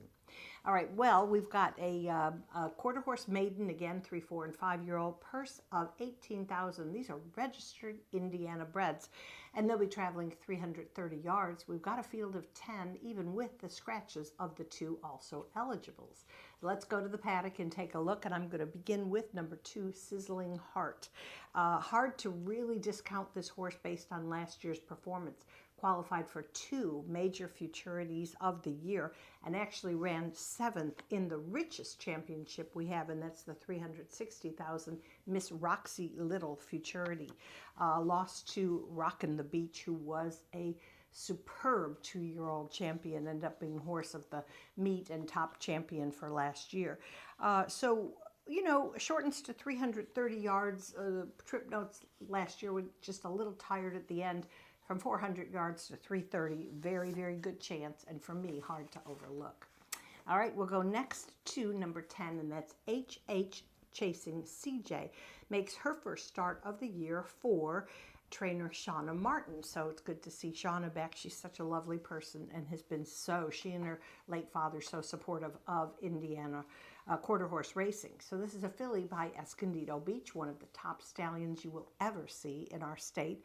Ran 7 times in her juvenile season and completed the exacta in her last 2 races. To me, that's a very good sign. She was coming into her own. As I've said so many times, not all 2-year-olds are primed for victory when they're starting out. Some of them just need a little more seasoning. They need to mature, grow a little bit, and that may very well be the case for HH Chasing CJ. Aaron Hunt has the call, far outside post. Always a good thing because you're only going to be bothered by 1 horse to your inside, and you've got clear sailing from the outside post.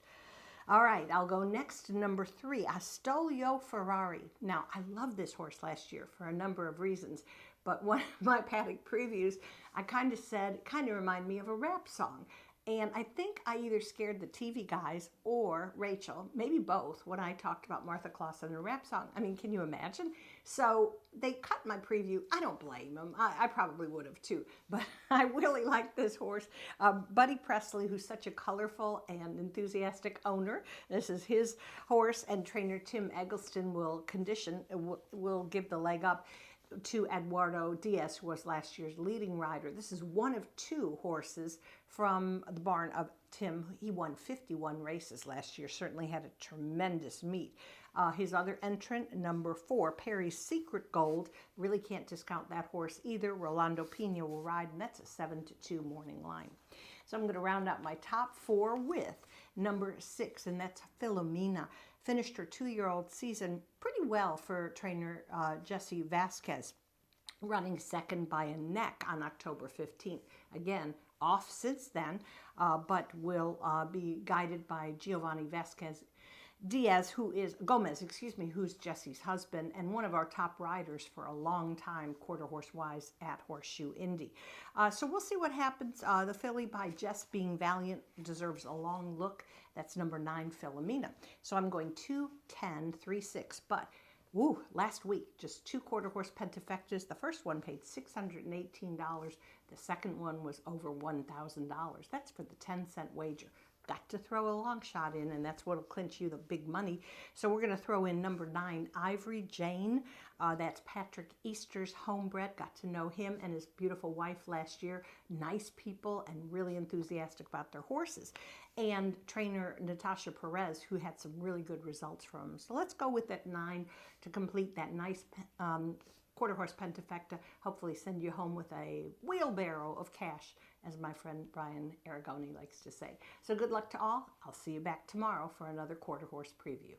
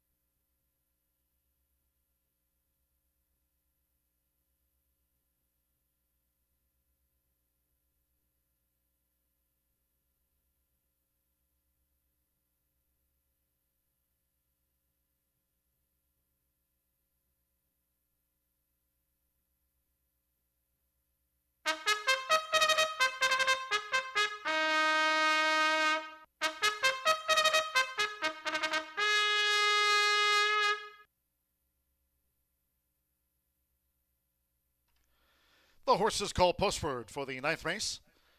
Capping off the card with a quarter horse maiden at 330 yards, fast track. A field of 10, scratch the also eligibles. 11 Esprit Destinado and 12 One Sweet Cigar. 1 AP Jesse's Cartel, the jockey Sergio Ramirez. Riding 1 AP Jesse's Cartel. Couple of reported overweights. 4 Perry Secret Gold plus 5. 10 HH Chasing CJ, 3 over. Exacta, Trifecta, and the 10-cent quarter horse, Pentafecta featured.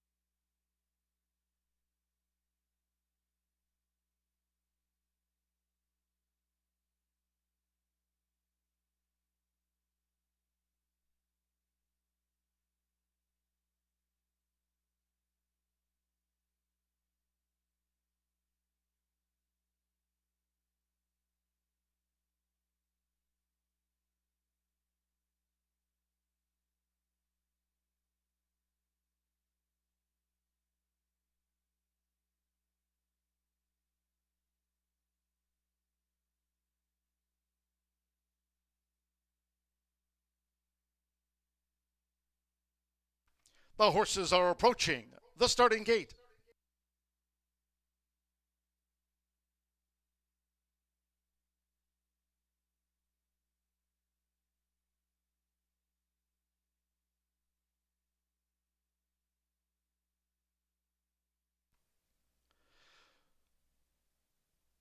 The horses have reached the starting gate. It is now post time. Cruising down the beach uses a flipping halter. Sergio Ramirez with AP Jesse's Cartel has joined cruising down the beach. Philomena loaded. Sizzling Heart coming up. Some of it all. Taking her position in the starting gate for the maiden. Eduardo Luna Diaz with I Stole Yo Ferrari. Went in okay. Ivory Jane. Perry Secret Gold. Just a couple of them back. Danny Martinez with Coyote Kiss. Like Sizzling Heart, both for Tony Cunningham, who has a thoroughbred win on the card. This quarter horse maiden over the 330 yards fast. One more. HH Chasing CJ, Aaron Hunt for Shauna Martin. Wednesday post time, 2:10 p.m. Eastern. HH Chasing CJ will follow Coyote Kiss into line. Coyote Kiss drew 5, one more. H8 chasing CJ, so stand by. 330 yards to cap off the card. Day 4 of 123 here at Horseshoe Indianapolis tomorrow from 210. Last of the day. They're in the gate. Off the Tuesday finale. And a fast start for AP Jesse's Cartel with 220 yards to go. Sizzling Heart pursues. Here comes a charge from Coyote Kiss way on the outside. Some of it all with H8 chasing CJ. It's Coyote Kiss. Coyote Kiss coming away in the maiden. Coyote Kiss clear-cut win from Sizzling Heart. AP Jesse's Cartel was third. And Perry's Secret Gold next.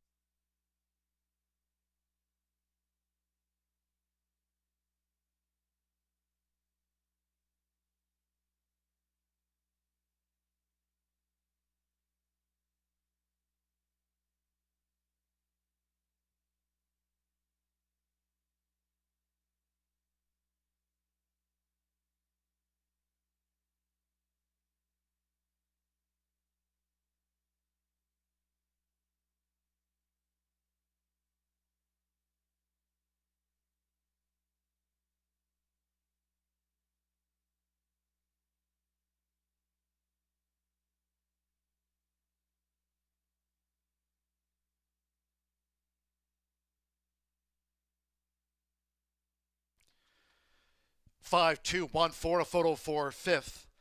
That to determine the quarter horse Pentafecta. Stand by for the fifth, number 5, Coyote Kiss. 7 to 1 first, number 2, Sizzling Heart. 7 to 5 second, 1, AP Jesse's Cartel.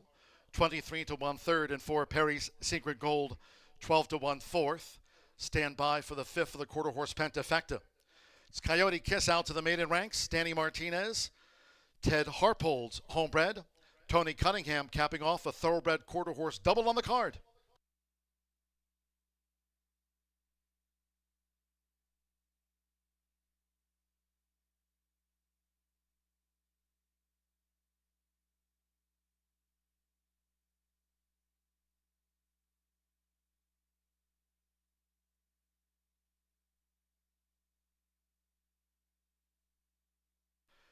The judges have posted number 8, Some of It All, 5th. H8 chasing CJ was 6th. 5, 2, 1, 4. And the 8 for the quarter horse Penta. 17.246. 330 yards. Fast track headwind. 17.246 seconds.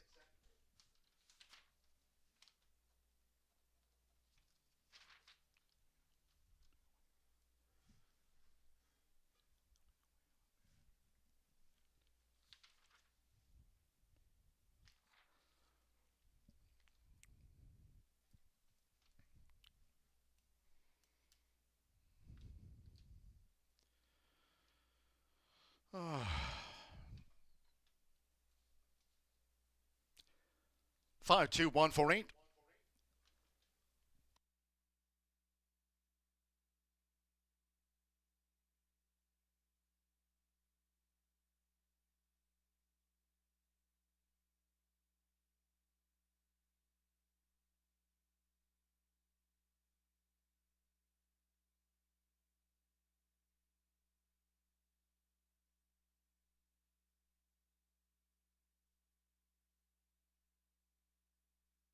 Official here at the bottom of the hour. Race 9 result confirmed by the judges 5-2-1-4. Some of it all getting into the quarter horse Pentafecta. Official after race 9. Returning to the Murphy Trailer Sales winner's circle is 5 Coyote Kiss with Danny Martinez. Coyote Kiss is a 3-year-old. Chestnut filly by Kiss by Hawks. Out of the Mighty Invictus mare, Mighty Victoria. Tony Cunningham. 1-2 finish here after the maiden. The thoroughbred quarter horse double for Tony Cunningham, Imperial Merlot, and Coyote Kiss. Tony's 2. The winner was bred here in the Hoosier State by owner Ted J. Harpold. Horseshoe Indianapolis congratulates the winning connections of Coyote Kiss. That quarter horse Pentafecta will carry over to the 9th and final here on Wednesday's card. 6:15 finale tomorrow with the quarter horse Pentafecta carryover. 5-2 exacta. Tony Cunningham 1-2, $50.80. 50-cent trifecta 5-2-1, $135.70. That quarter horse Pentafecta rolls over to the finale, race 9 here on Wednesday's matinee. Perry Secret Gold ran fourth. The 10-cent Superfecta, $195.84. 50-cent pick 3 capped off by Coyote Kiss. 365 paid out $267.10. 10 ran, fast track 17.246 seconds. That concludes our live racing program for today. We thank all that joined us here on track. Cheers to all who tuned in. Noting day 4 of this 123 racing day season at Horseshoe Indianapolis. Back tomorrow, Wednesday racing from 2:10 p.m. Eastern. Until next time, for all of us here at Horseshoe Indianapolis, it's been my pleasure for the broadcast booth today. Track announcer John G. Dooley for now saying good night.